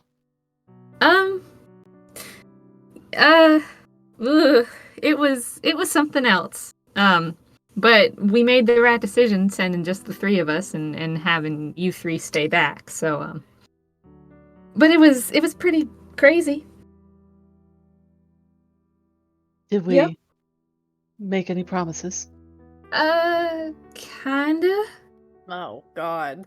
Yeah, Effie's gonna get herself all fixed up, but in return she owes a favor to the queen, which may or may not be the best thing whenever it comes due. But we'll see. So anyway, noodles? She'll hop up on the table and sit next to Moto. And Maelie will try her hand at being an ex-halfling. Make sure you use the big fat ones. He said he likes Oh, the fat no. ones. All right. Hang on. I hope this is low. Yes!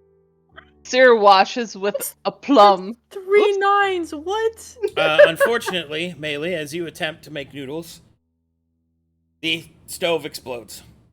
Oh my god. Oh my god.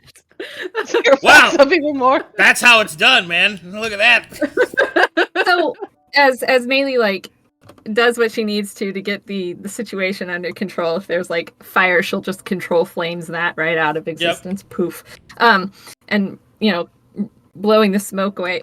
So why aren't we just asking the kitchen to do it for us? Why are we trying this ourselves? We can do that. Oh, we've always been able to do that. Well, maybe Oh, not I now. know that. It's broken. Oh, And gosh. you really showed us, Maelie. Yeah, well, I haven't had to cook in a long time. I'm sorry. I haven't cooked in 54 years. I understand. I wanted to try. Looks like the giant's going hungry then. Sera will look for a packet of instant noodles. Any one of those? Maybe we should just ask the ship to do it. Any cup of noodles in here? A cup of noodles. Yeah, sure. You find some instant. Excellent. She'll snatch one. This will work. Don't you have to put water in that She'll generate water on the way and just and boil heat it. it? Don't. Ugh. Oh, okay. Oh, all right. She'll come back and she looks super. Is he asleep though? He is asleep. He is resting. She comes in. She looks super proud, very pleased. Oh, What do I roll to try to fix this? the ship's already fixing it. It's fixing Oh, it. it's already doing itself. Okay, great. I don't have to worry about wait, it. I want to help. And Moto will put on overalls and we'll start fixing the.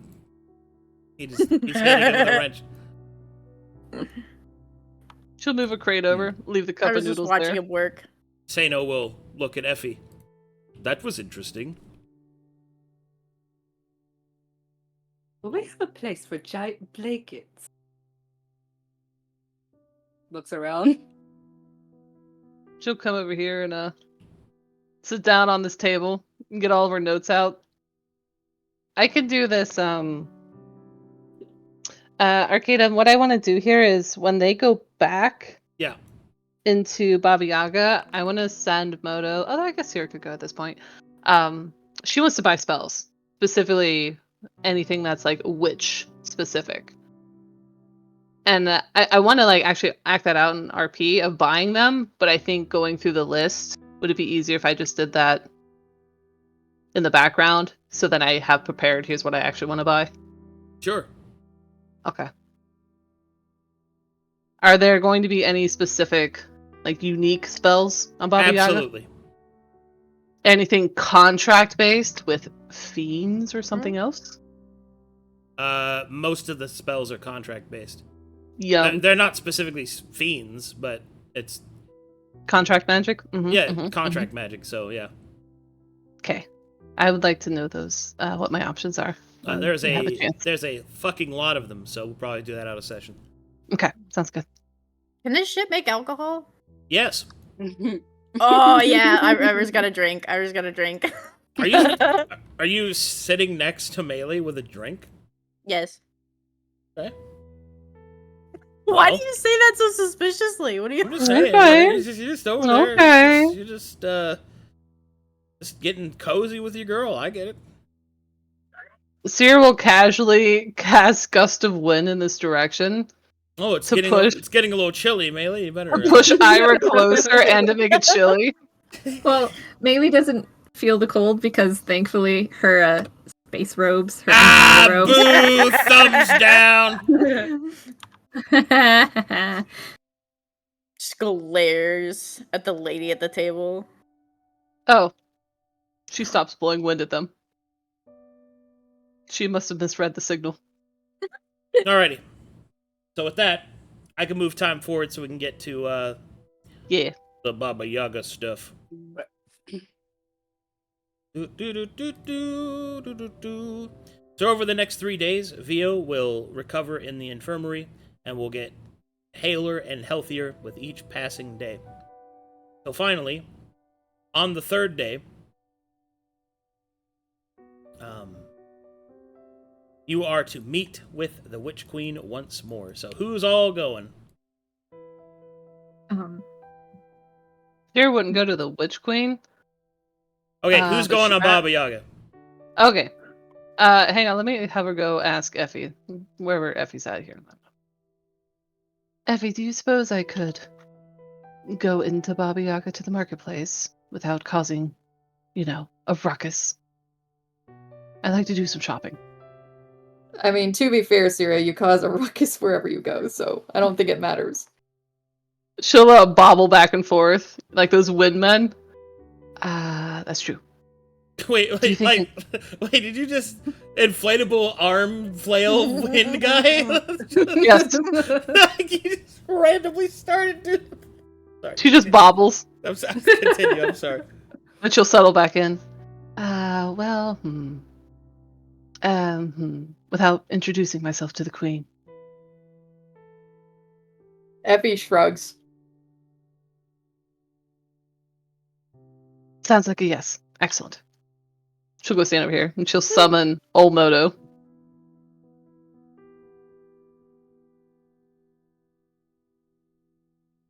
All right. Anyone else going?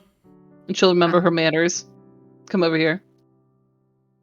Vio, I'm going to go make some purchases. Would you like anything? No, thank you. She'll make the rounds. She doesn't ask Bright Eyes since. In terms of like the mind link, how does that work with him? It doesn't work the same way with Moto. He's not in your brain. Mm-hmm. So is it like if she chooses to share memories, she can give them to him? No. Moto is connected directly to you that way. For Bright Eyes, you'd have to use magic to do a direct sharing. Okay. Stuff. So when he asks, can I like rifle through your memories? Is that something he can do? That's something he can do. Yeah, he has. It's that not power. something he can pull. I can't push. Yeah. Okay. Cool. See, she doesn't ask anyone else. I'm a Oh, all right. Hello, Damon. I'm a unicorn. Yeah, I can see that. Would you like to rub my magic on? Okay, no, sorry. So, over the past 3 days, everyone on the ship has noticed that Maelie has been excessively accident prone. Like, more so than usual, tripping over her feet and banging into things and lighting kitchens on fire. Yes. She's just been super nervous. But since it's finally day 3, hey, Irha, do you mind staying back on the ship again this time? You sure? You kind of been like stubbing your toe on everything that's stationary. Yes, I'm pretty darn confident.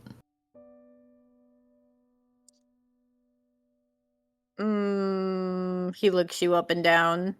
You gotta pose like you're confident. They can smell fear. So show me your best confident fading star. It's easier when I'm in the moment and actually there. No, battle of the minds first. You can't win the war if you lose the battle. Let's go. Show me. But I don't like showing this side of me. And she'll give her distinct flat face kind of grumpy demeanor that she only pulls out when she's being detached and slightly closer to evil than usual. So he'll come up and he'll like poke her cheeks and make her smile. So you can be confident and you can be happy. I mean, unless you want to scare people with that scowl, but you can be self-assured and know what you want and not be, mad about it. I'm mostly happy knowing you're safe and you're smart, my nightlight. You knew what you were saying day 1 and now it's day 3, so I'll take care of it, okay? I'm glad you have that much faith in me. Of course I do. But today's going to be kind of rough, I think. But I'd feel better knowing you were safe. Maybe you can keep she glances down the hall, not Luka and Vio company. He just kind of looks at not Luka. He thinks about Vio. He's like, okay, yeah, I can totally batten down the hatches, make sure none of them break the stove again. Thank you. He gives her a thumbs up. She will kiss him goodbye like last time and head off to Baba Yaga again. What? She kisses him? A little. Like on the cheek? Yeah. He looks absolutely amazed. Lips to lip contact now. Have fun in Ladyland. Thanks, not Luka. Waves. Don't worry, we'll take good care of this place and him. It might be the trick of the light, but you might see the smile grow a little bit wider. Oh God. Maelie gives a thumbs up, a totally confident thumbs up. Irha mouths the words "help me" as the door closes. We need to kick Luka off the ship. What the heck? We need to leave him on Baba Yaga. I'm rather fond of new Luka. Have fun in Ladyland. Yeah, Harlequins are great. Kinda. I mean... Do you imagine ambassadoring a very important deal and all of a sudden they see this fucking creepy guy with a porcelain face being like, oh my god, you guys have huge cockers, and he waggles his around and does flips and his cock's out. Can you imagine if your ambassador was a Harlequin? Okay, then that's fine, but like 100 times out of 100, it's not going to be a Harlequin. Effie, you drew sandcastles in the dirt in front of the Shade Council on Greygrim. And they liked it. Sera says nothing else. She mounts up Moto on her shoulder so he can put his head on her head. I'm going shopping. That's all she says. All right. Off we go then.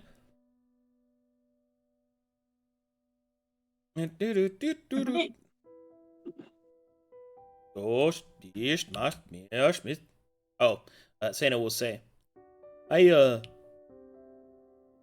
do not look forward to getting flogged. What if it hurts? Sera listens to this and then chooses not to say anything. I think... Oh, Effie?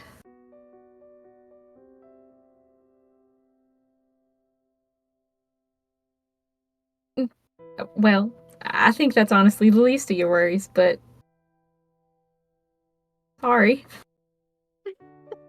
They'll give a little cry in German. Just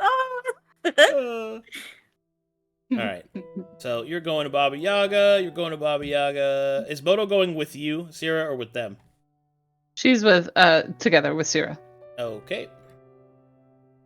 I also want to shop just for one thing, but I was told that shopping would have to come after we had cleansed Effie. Yes. Okay. I also need to shop because I still have all of my monies. Man, I want to go on the girls' shopping night. Damn. You want to go into Ladyland? Can't do it. No, I'm gonna get thrown in a dumpster. Second-class citizen. Oh, so Sera can't like hang out in the marketplace and shop while they go to the palace? No, you can. It's just Okay. It's Wait, she we doesn't can really shop want to meet before? the Witch Queen. well, no, they would know actually. No, you should probably wait till after she's cleansed. Okie dokie. She'll window shop. Anyway, let's do this. Did I have music for this?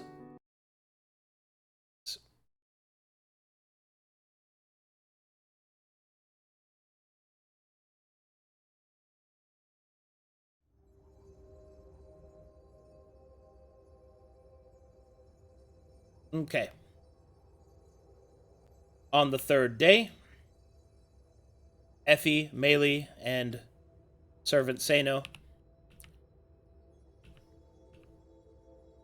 will approach, being led in much as the same way that they were before. They stand in the center. They can see that the two attending patrons are still bowed before the Witch Queen. This one slightly giggling, this one bigger smile on his face.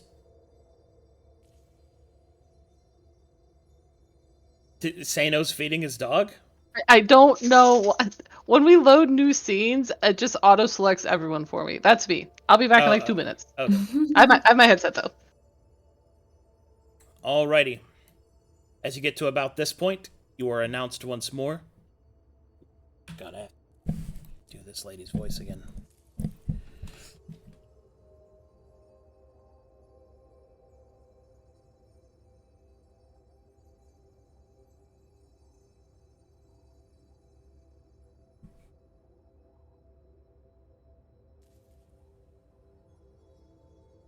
These two will announce your arrival, and you will see the Witch Queen beckon you forth.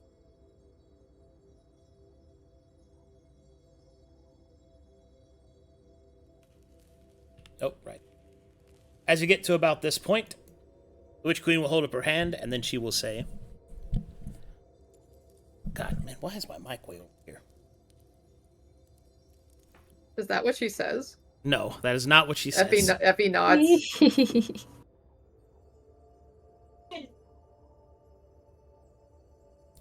We have prepared things, as discussed,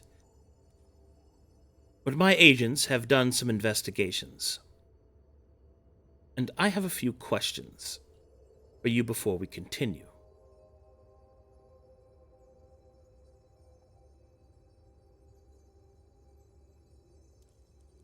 Firstly, where did you get your vessel?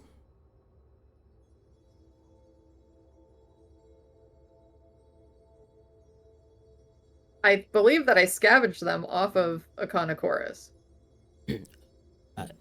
No, the ship is what she's referring to. Well, I don't know. They're both called the same. The vessel is in reference to the ship. Okay. Effie kind of like scratches her head. I believe we got it from the Shattered Gate.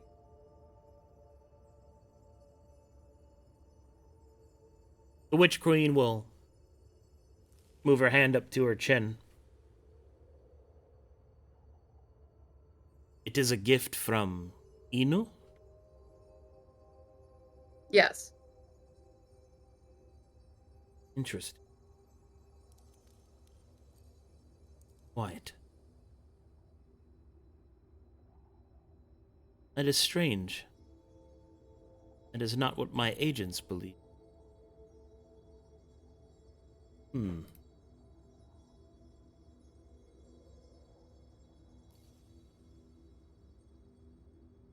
And then she will say,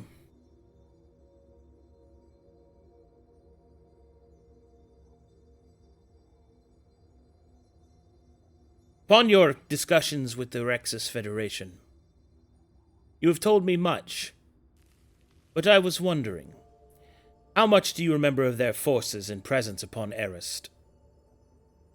Is there any more you can tell me?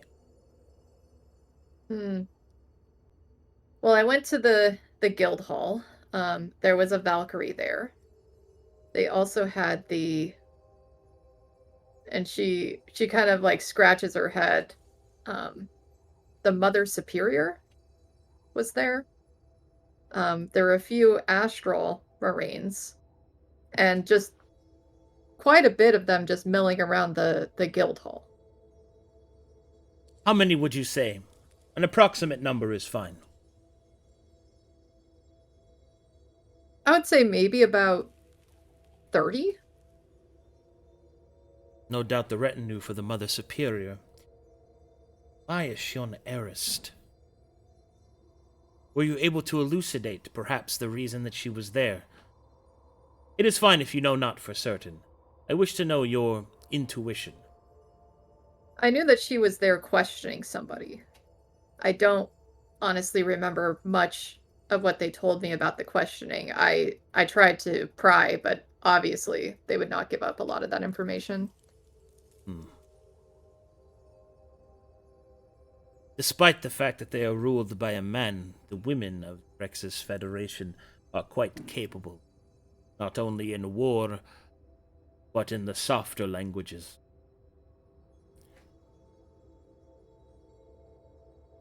She nods. Very well.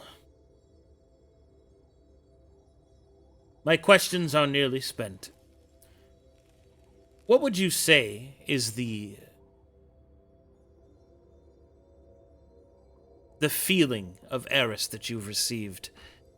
My agents have reported to me that there is a bit of discourse, but I would like to know your opinion. You mean Arist in general, not just the Rexus Guild? Yes. From what my travels have told me before going to Arist is we met.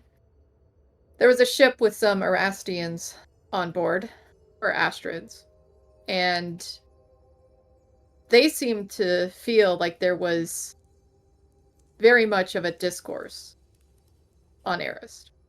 That some people came back from, and she uses air quotes, the dead, and it was causing some sort of civil war on Arist, or there was a brink of a civil war or something like that. However, when I got to Arist, I didn't really get that sense. Everything still seemed to be progressing as normal. It was only when I questioned it a little bit to one of the higher up that it seems like the discourse was caused by the Astrids having a limited supply of, the manifestation of their form, and that was where things were getting complicated. I see. My agents have also reported that there has been quite a bit of discourse. It is not unlike the discourse that my own people have shared.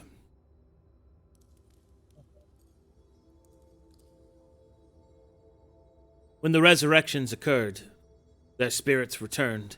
Some did not have bodies to return to, and others possessed those that were not their own.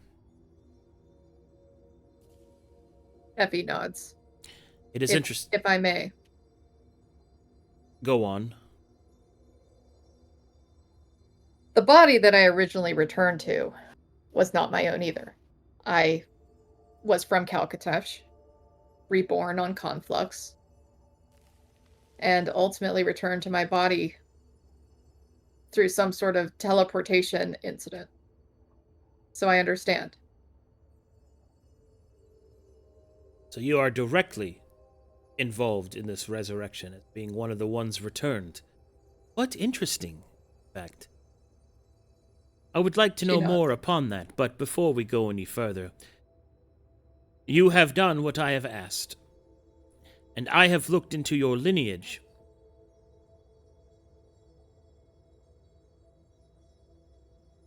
Your request shall be granted. The preparations have been made. We shall cleanse you. I shall see to it personally. I appreciate this a lot.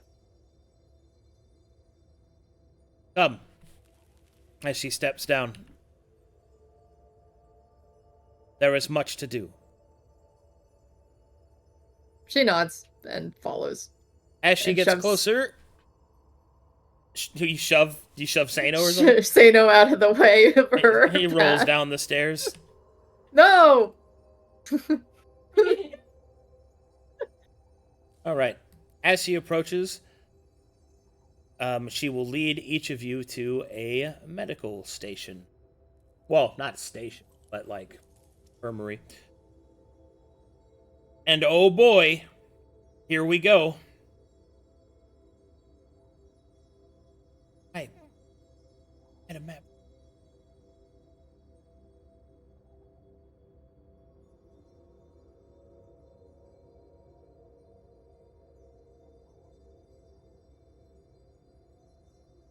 First, he's not allowed in the garden club, and second, he gets pushed down some stairs. He's getting bullied, man, and now he's gonna be flogged Get in the whipped. street. He's gonna be flogged in the street, dude. Stop pushing him! Stop pushing him! You're gonna push me to the edge. He's gonna break. Break. No, don't. And now I'm about to break. And I'm about to break. Every little move you make. That's my one step closer to the edge. And now I'm about to break. Dude, Seino singing that would be so funny, dude. Every little move you make. Every one step closer to the edge. Well, I have to find this map real quick. Add it here. Oh, it's here. It's just one giant bathtub. Yes, that's what it is. We're all gonna go to the hot tub. Do you like hot tubs? I love hot tubs. I Imagine being streaming of that and like being in the hot tub. That would be crazy. Crazy. Golly gee willikers, I sure do love hot tubs. It's better than cold tubs. Okay. You know? Yes. I do know. Good. Good. Glad we got there. It was me. It was me, Barry.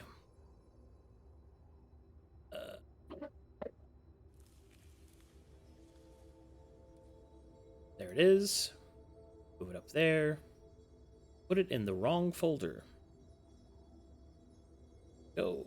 Oh. It's good.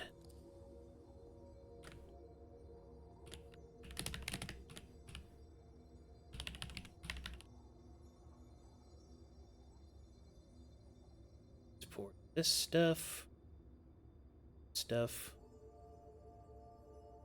We'll take your slave too. Yay! He'll help me undress.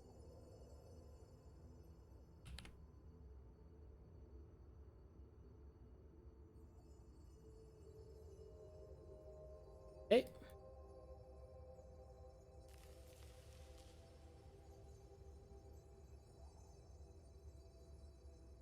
Let me know when you're loaded. I'm good. Okay. I'm in. I'm in. I'm totally in.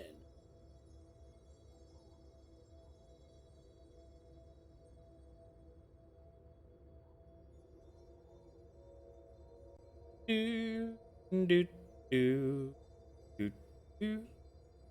Looks like a spa. It's like a day spa. It's almost peaceful if it weren't so creepy. That's true. How is it creepy? It would be almost if it wasn't almost. Almost. Almost. There we are.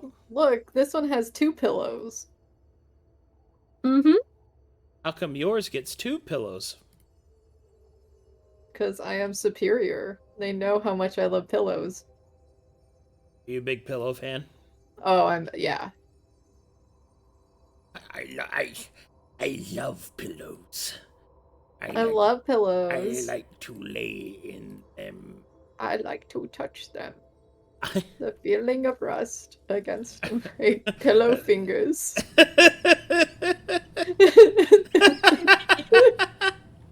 The feeling against my pillow fingers. Is Yeah. almost orgasmic. Yes, thank you. You have brought me my pillow. Oh, yeah. Oh, God, come on. Oh, why am I? Oh, I hate yawning. I hate it so much. Okay.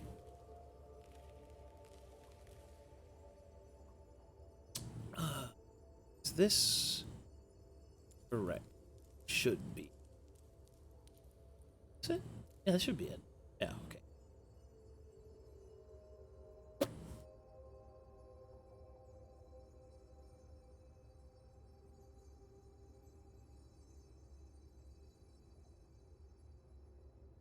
All right. As you approach the room of rejuvenation, the Witch Queen will gesture for you to lay down on this bed. She will instruct, disrobe yourself, sister. Take a seat. Or please, lay down. We have much to attend to. And you will see that she will snap her fingers and shadows will begin to appear behind her, carrying various medical equipment. Effie nods and completely disrobes and slides herself onto the one with 2 pillows and gets herself comfy. Will you describe how she takes off her bodysuit? She slowly starts peeling it off of her body, you know, like kind of when you have a sports bra on that's too tight and you're sweaty. And it's just really difficult. But she gets there in the end. What a hero. And her boobs are just flopping around. Just flopping. Yeah.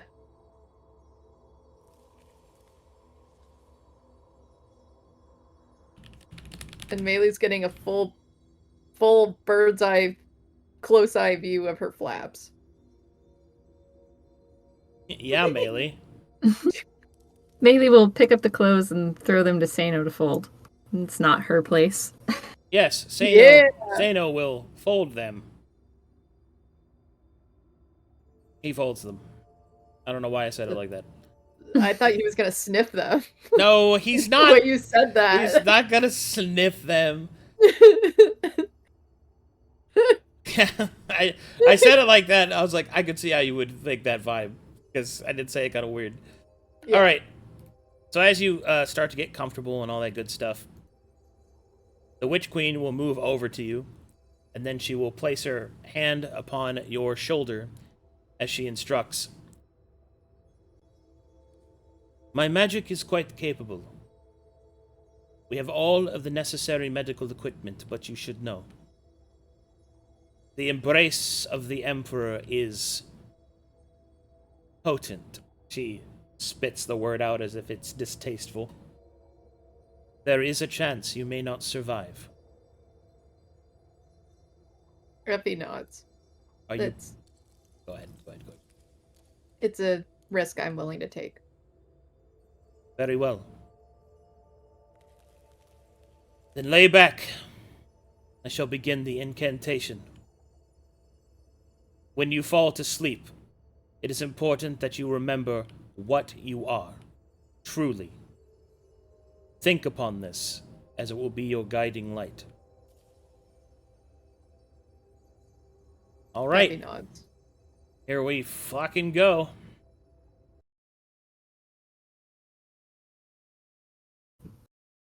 Are we gonna play Bustin' again? No. Nee, nee, nee, nee, nee, nee. Do, do, do, do, do.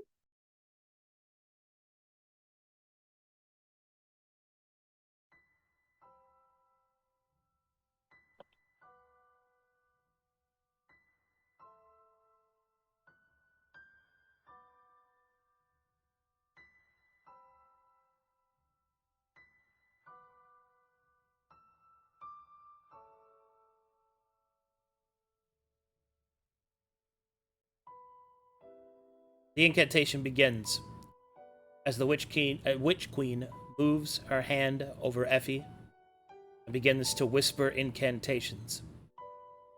Maelie, make me an Arcana check if you'd like. Mm-hmm.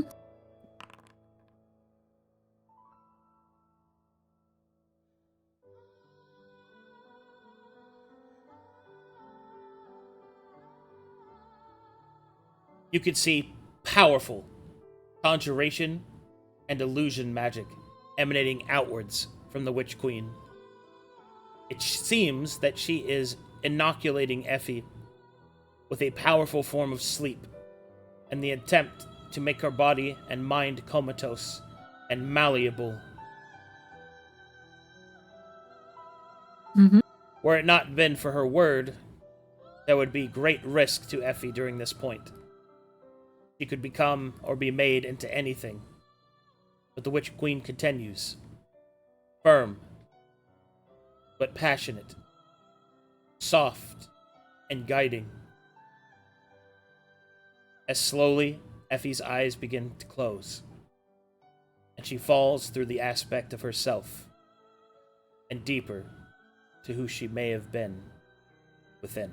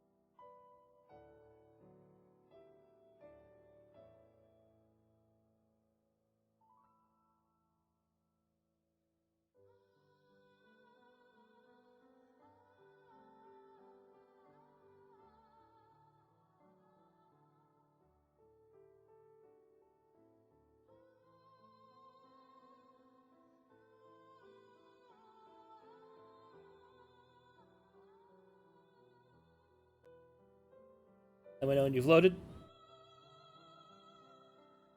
I'm in. I'm also in. Effie, you awaken in a bed that feels familiar to you. The sound of rain can be heard hitting a window pane and the roof above you. It is still within the crux of night, but the morning kisses the horizon. You awaken.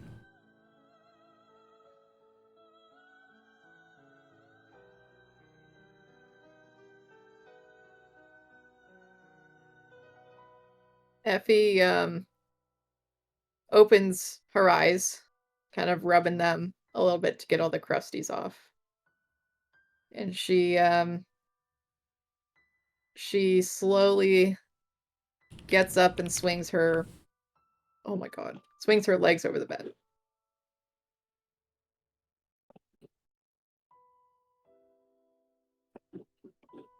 As you do so, you look around the room that you recognize. The possessions that are yours, your mirror, your bed, the books on the wall of various fictions that you have taken your hand at penning. And yet, there is a strange sense of confusion As you look towards the door leading out, you can see that it appears as a spiral, twisted into the wall. What do you do? Before she heads to the door, she's gonna come over to her vanity and look in the mirror. Oh, and I have to refresh. It's right in the middle of stuff. Sorry everyone. Refresh my Foundry because it.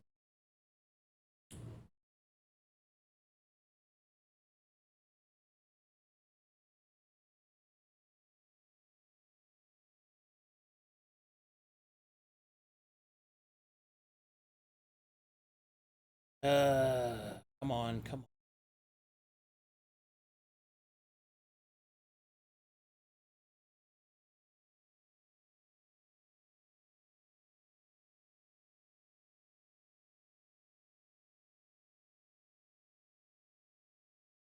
Okay. Finally loading. Wait for the music to start up again.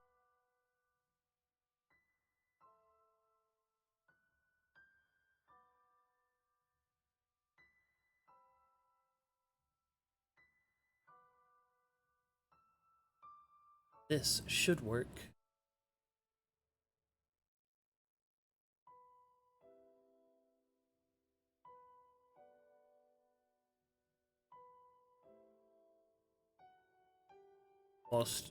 Almost caught up.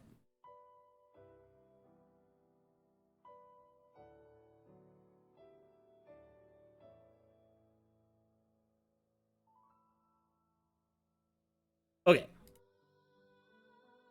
Continue. You approach the vanity. And I look to see myself in the mirror. As you do so, in the fading light, or in the rising light, you make out the image on the other side. And in the mirror, you see this.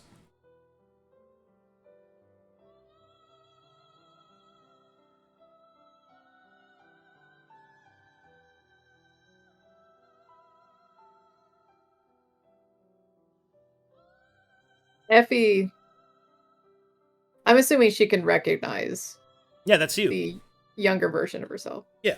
You know that's you, but younger. Mm-hmm. She looks down at her clothing, her accessories.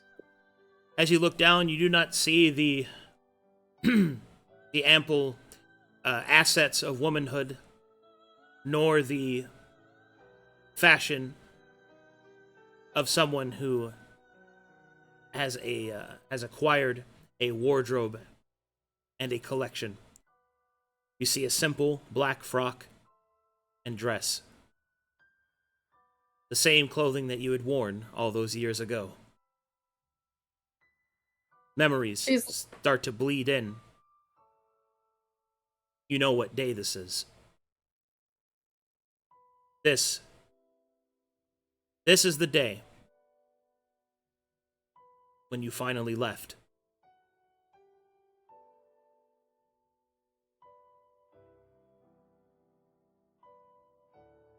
She's looking for one thing in particular. To try and link something together. Does she still have, or has she... Is she adorned with the bracelet that Mr. Moss has given her? She is.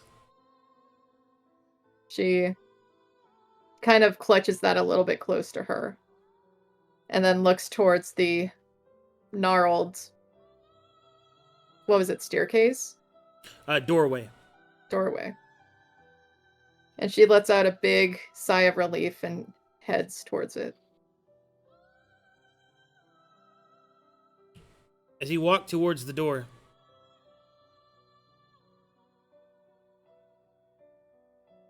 you place your hand upon it, and it starts to shift. It starts to change.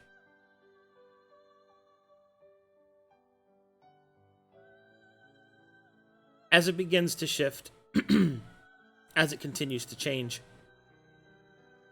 a few things start to happen. Slowly, the wood cracks.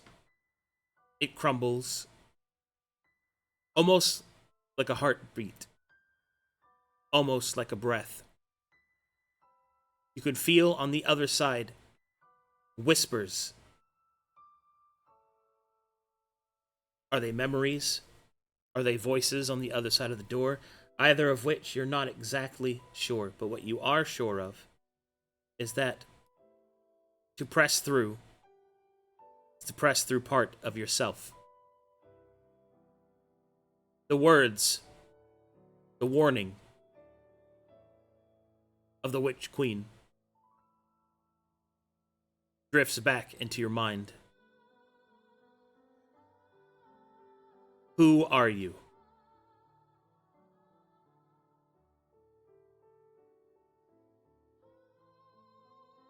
She lets out another big sigh and pushes the door open while whispering to herself.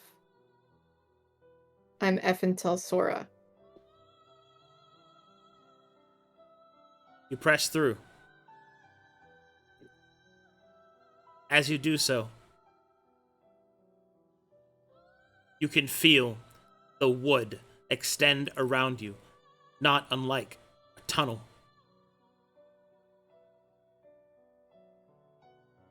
As you push through,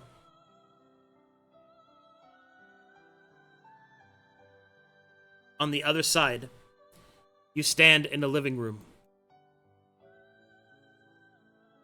But there is something quite different about it. The roof, the walls, even the floor are twisted and mangled. Mangled, a broken memory of a forgotten time. You can see the visages of shadows of those you once knew, moving in and throughout these rooms.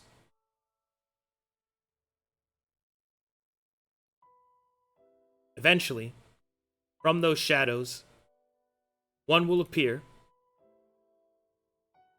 as a sort of passing wave.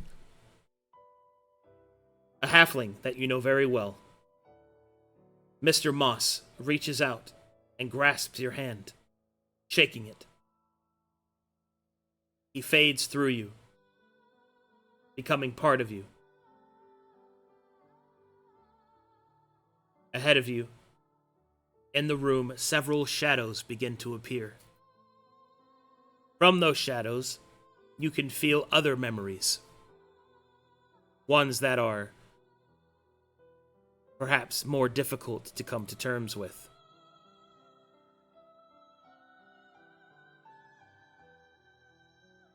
Each one of them calls to you.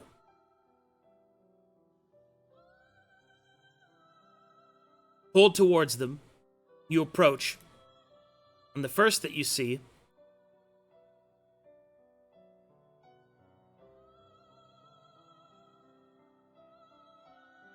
appears to be a shadow that you know very well. One that you have spoken with, one that at one time even led your group.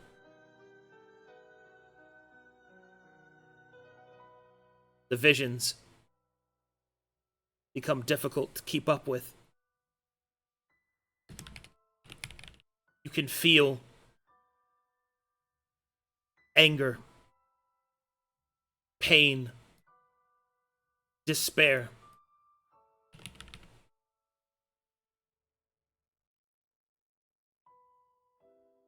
You can also feel a sense of longing and a deep sadness emanating outwards from the shadow. It finally turns itself towards you, and you recognize it for what it is. You see this.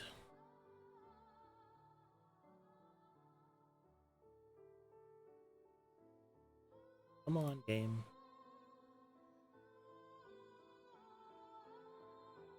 Foundry's running slow. It's okay.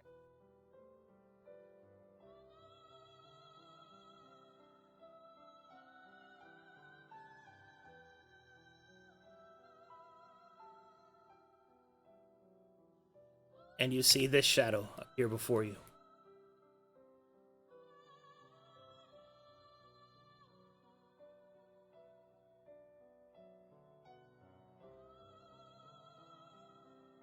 The shadow calls out, "Incomplete. Incomplete." Nomalos.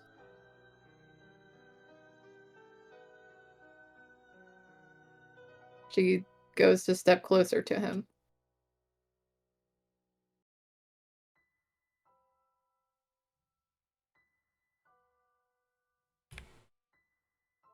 As you do so, your form shifts, and you reach out towards him. He will look towards you and will reach out his hand and will keep saying, "Incomplete. Incomplete." What's incomplete, Nomalos? Nomalos will turn closer to you, almost conspiratorially, pointing towards you, pressing softly shadows of his fingers against you. "Incomplete. Incomplete." She goes to grasp his hand that's pressed against her. As you grasp it, you feel a heavy burden of sadness.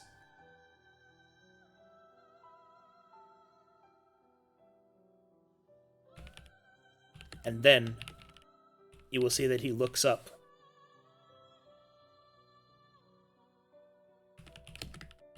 And then he fades. Incomplete. As he does so, another shadow appears around you, accompanied by several other smaller shadows, as if all of them together are like a group, swarming, pressing against you. With them, they carry a deep sense of betrayal and blame, anger, terror, and pain. As they appear before you,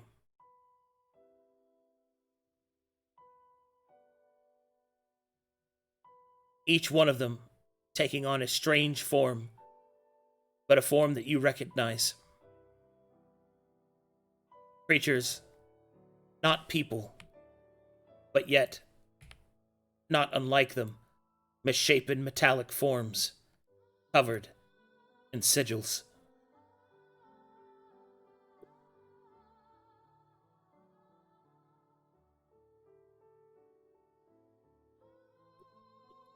Effie kind of shrugs.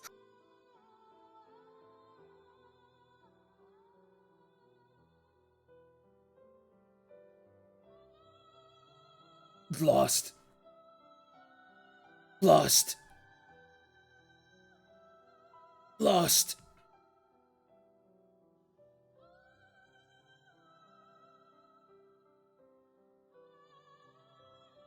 Well, hopefully you'll find the great spell spirit somewhere.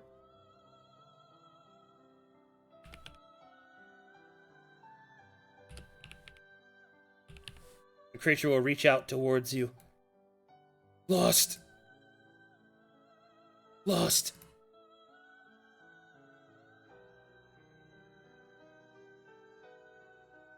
Effie shruggers.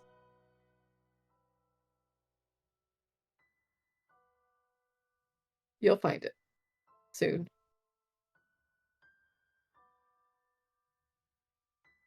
The creature's hand will drop. it will fall to its knees and grasp at what its face would normally be. And it will slowly dissipate.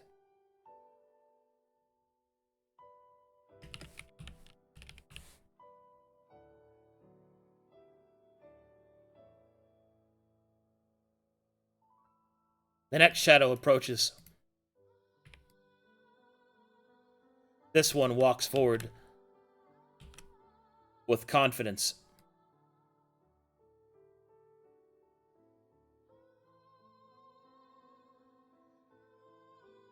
And you see this creature.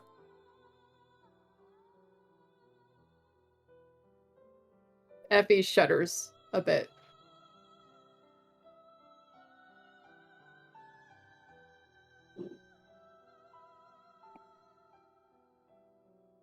The creature's many mouths will smile simultaneously. It reaches out its hand towards you.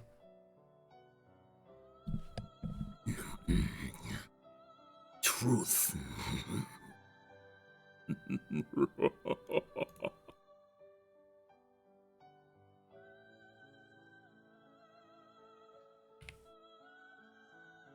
Truth.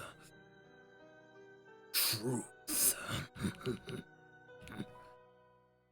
I do know the truth, Mr. Kez. I know what you are.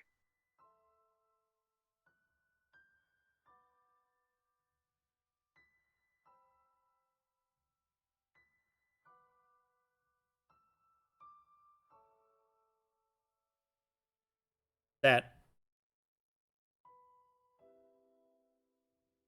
the shadows shift and they change. Visions appear. Each one of them starts to press in all around you. You start to feel smaller and smaller until finally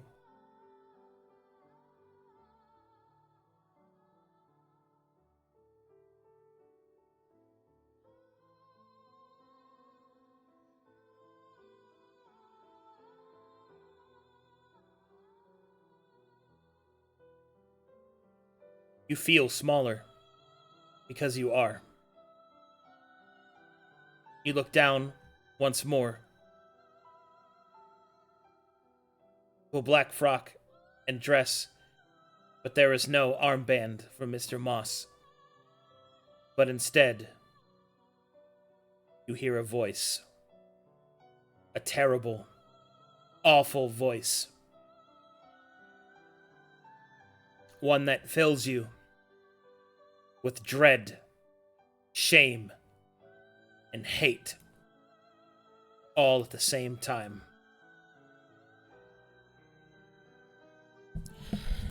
Little Effie, Mother calls. What do you do? Also, you should have control of this token. Yeah. Effie shakes her head. And for the first time in a long time, being able to feel her hag mother within her head. You can't hurt me. You can't do anything to me.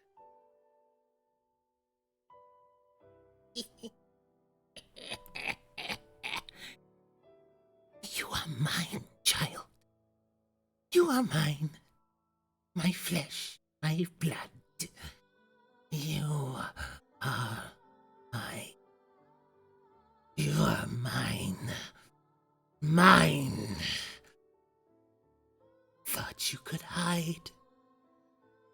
You are mine. The voice presses in. Harder. Effie again shakes her head, feeling immense pressure build up within her head. And one corner of her mouth will extend upwards in a smile, a smirk.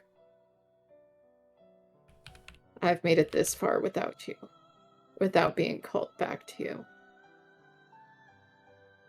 There's nothing you can do to me that is worse than what I've been through.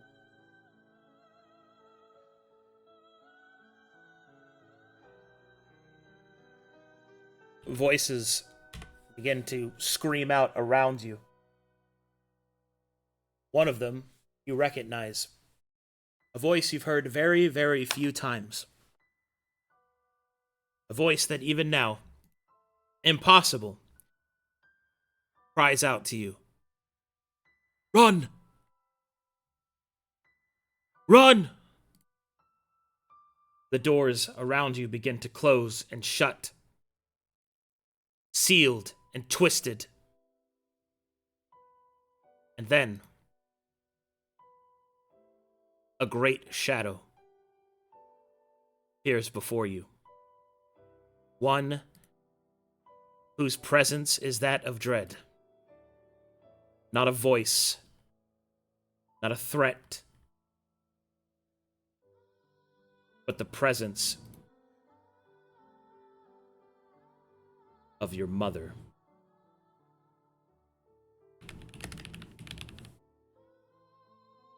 As the shadows in the room begins to darken, your challenge that she cannot harm you is met with an equal abandon to prove you just how wrong you really are. The shadow eventually takes on the form of the woman from whom you were birthed, and from whom you were meant to return to feed. But not as she would appear to others, but in her true ravenous form. A hag, a creature of witchdom. And so appears the mother.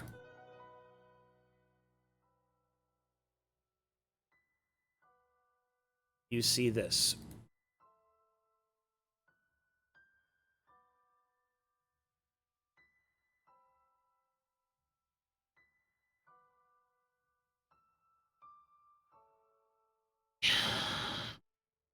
You are mine. You will always.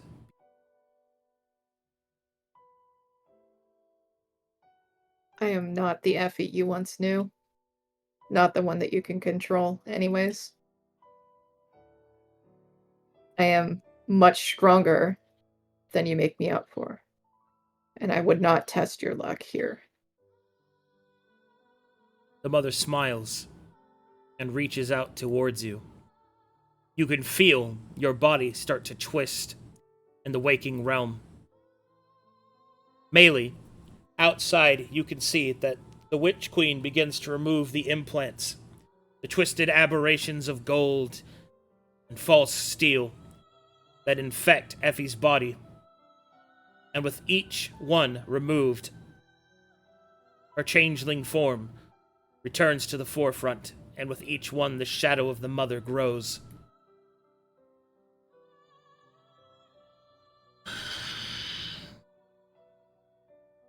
You have grown strong. Delicious. You give me my youth, my strength, and power back.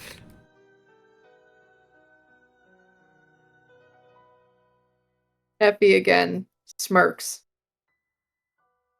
towards her mother. You may think that. You don't know where I've been these last handful of years. I don't know where you've been this last handful of years. But I'm not the same person you once knew. Not at all. And today will not be the day that you feast upon me.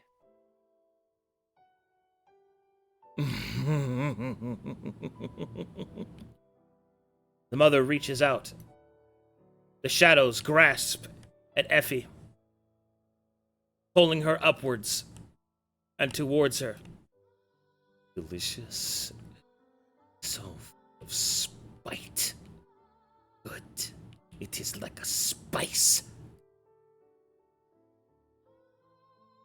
Effie smirks towards her mother.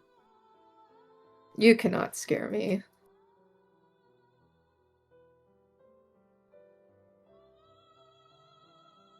Effie is brought closer.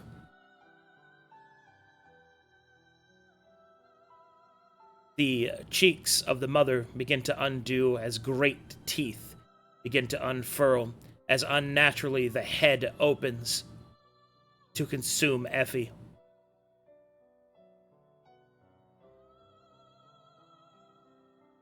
The echoes I know of the who Witch I Queen... am. Go ahead. I know who I am and what I'm up against, and you cannot touch me here, nor ever.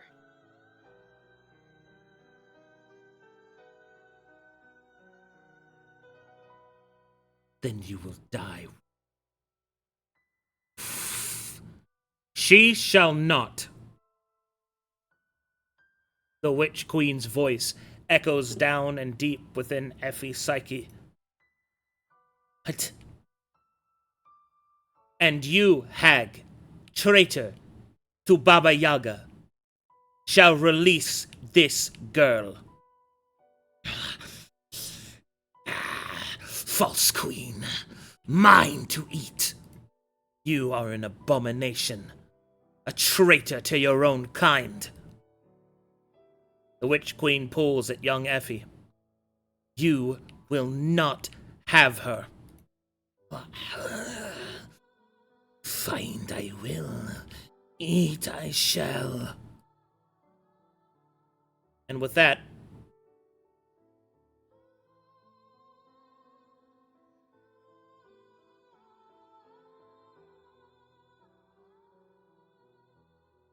you can feel yourself return. And with this, the Witch Queen will call out, "Now is the time! Speak your name!" My name is Effentil Sora. As she speaks her name, the spell fades. The home, all of the memories that Effie possesses, swirl together back within her.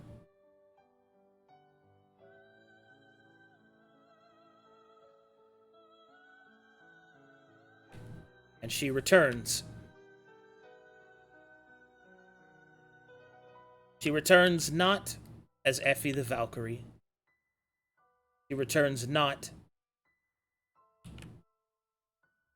as the Giga Captain, Effie, servant of Sekelcuse. These titles, personas, facsimiles are abandoned. As finally, she returns to the waking realm. Not as who she pretends to be, who that she wants to be, nor whom that she thinks that she must be, but rather whom she is.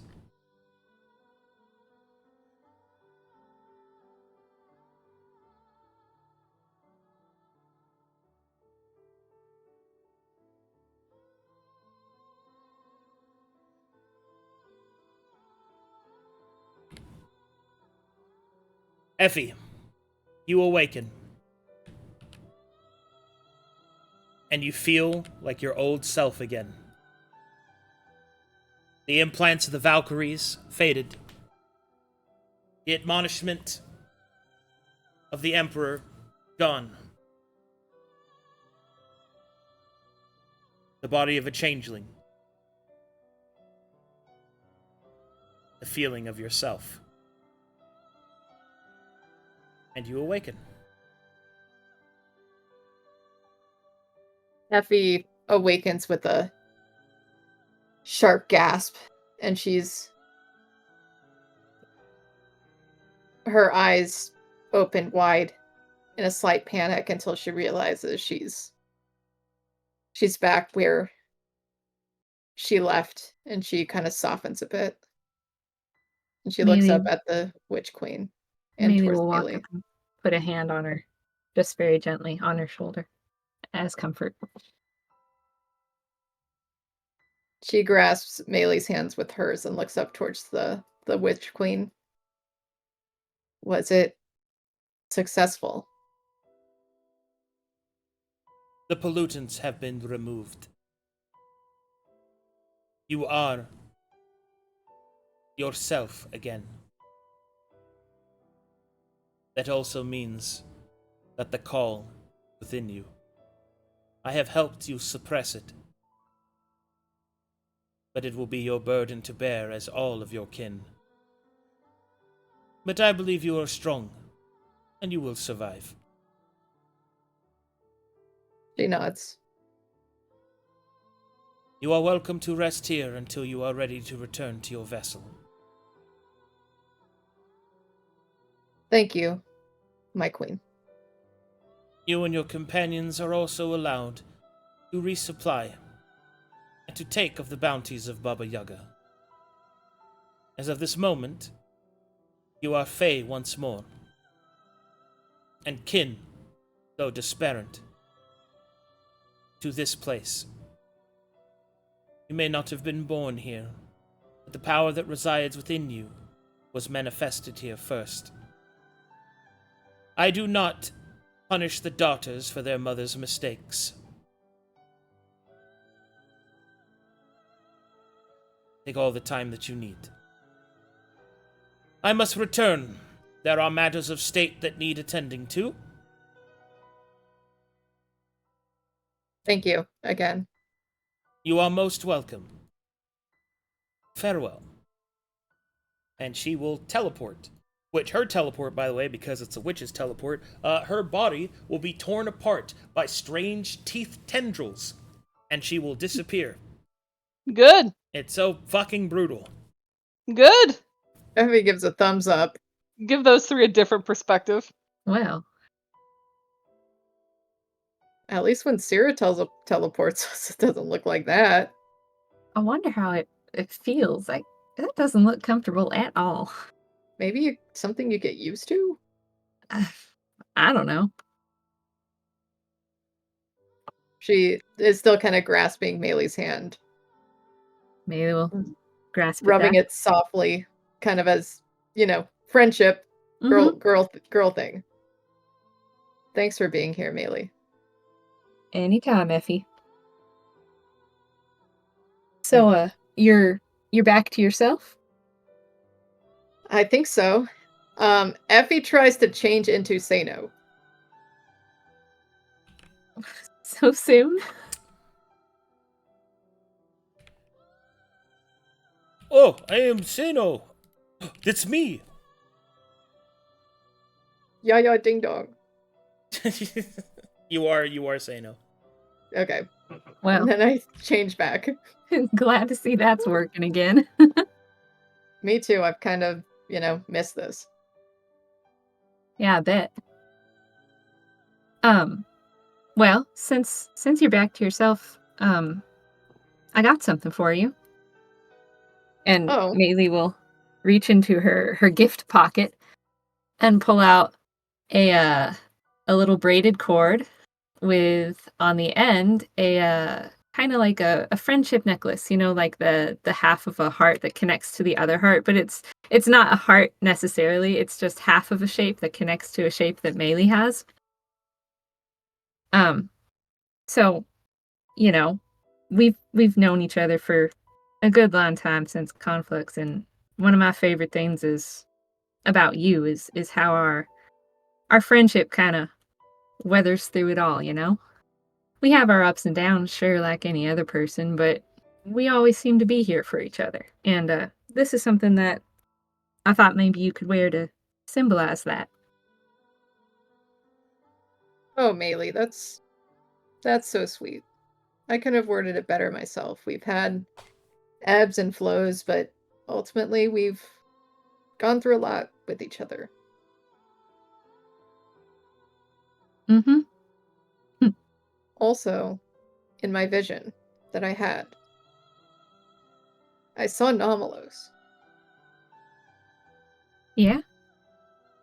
and he just kept muttering incomplete over and over again. Well, do you think it was a vision of present day, or was it like something about the past? Because he was kind of incomplete without having that spiritorium all finished. I know, but he said it was either the spiritorium or he could get an index at the aperture, remember? Mm. Maybe there wasn't one for him to get. Well, that's a shame. Nomalos was a good guy. I think so. Maybe it's something else. Maybe it's a vision of our quest, Maelie, that we're currently on. He was looking up towards the stars. Well, what part do you think he was referring to? 'Cause there's a lot of things about our current mission that are like incomplete. she giggles as well. Maybe it's our mission with Band. Maybe it's, the trajectory that, who is going on. Mm-hmm. A couple of things that come to mind. The one thing that I'm glad about, Maelie, is, I saw my failures at the Barony. Those that came back, the Mr. Kiz guy. Fun. That guy came back, but the one thing that I'm glad about not seeing is, Moko Jokio. Uh-huh. I would have killed him again if I saw him. Oh, gosh. She rolls her eyes. Maelie glances around, suddenly aware that they've been using each other's real names. Is anybody here? Nobody conscious. Oh, good. Sorry, fading star. That's okay. So now that you're back to yourself, you got a new title you want to go by?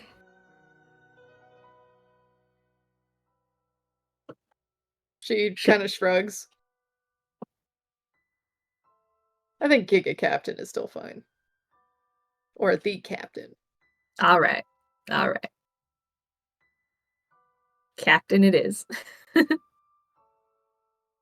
Let's just hang here a little longer and then we can head over to the shopping place. I don't like Sera being alone for too long.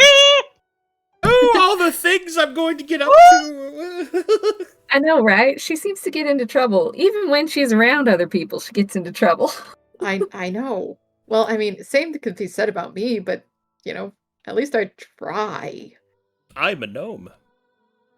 Nodders. Yep. A gnome that gets into trouble. We all do. It's fine. I'm not blameless. It's a shame that we're going to have to do the flogging scene when my player is here so that he can suffer. Looks at camera, winks. Winks. Would it be helpful, Seino, if I'm the one that flogs you? That would be somehow worse, I think. Oh. What if it's Maelie? That would also be worse.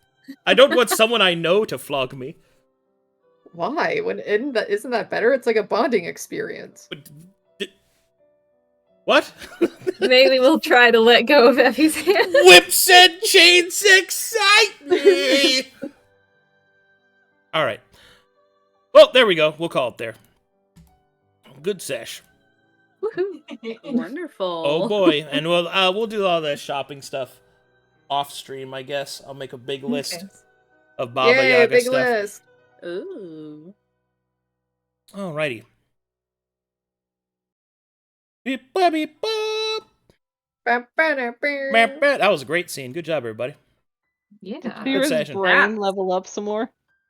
Did my brain level? Alrighty. Okay. let's see if we got any fan art. Do we have fan art? I'm looking. I'm gazing. I don't think we do. I think we're pretty quiet. Okay, doesn't look like there's any. Alrighty. Well, thanks for watching, everybody. Thanks for all the support. Subs, follows, all that good stuff. Viewers, kissies, all that good stuff. I'll see you guys in an hour and 45 minutes for The Dark Sermon. The dark Semen. Semen. Cock, poop, joke. Bye, y'all.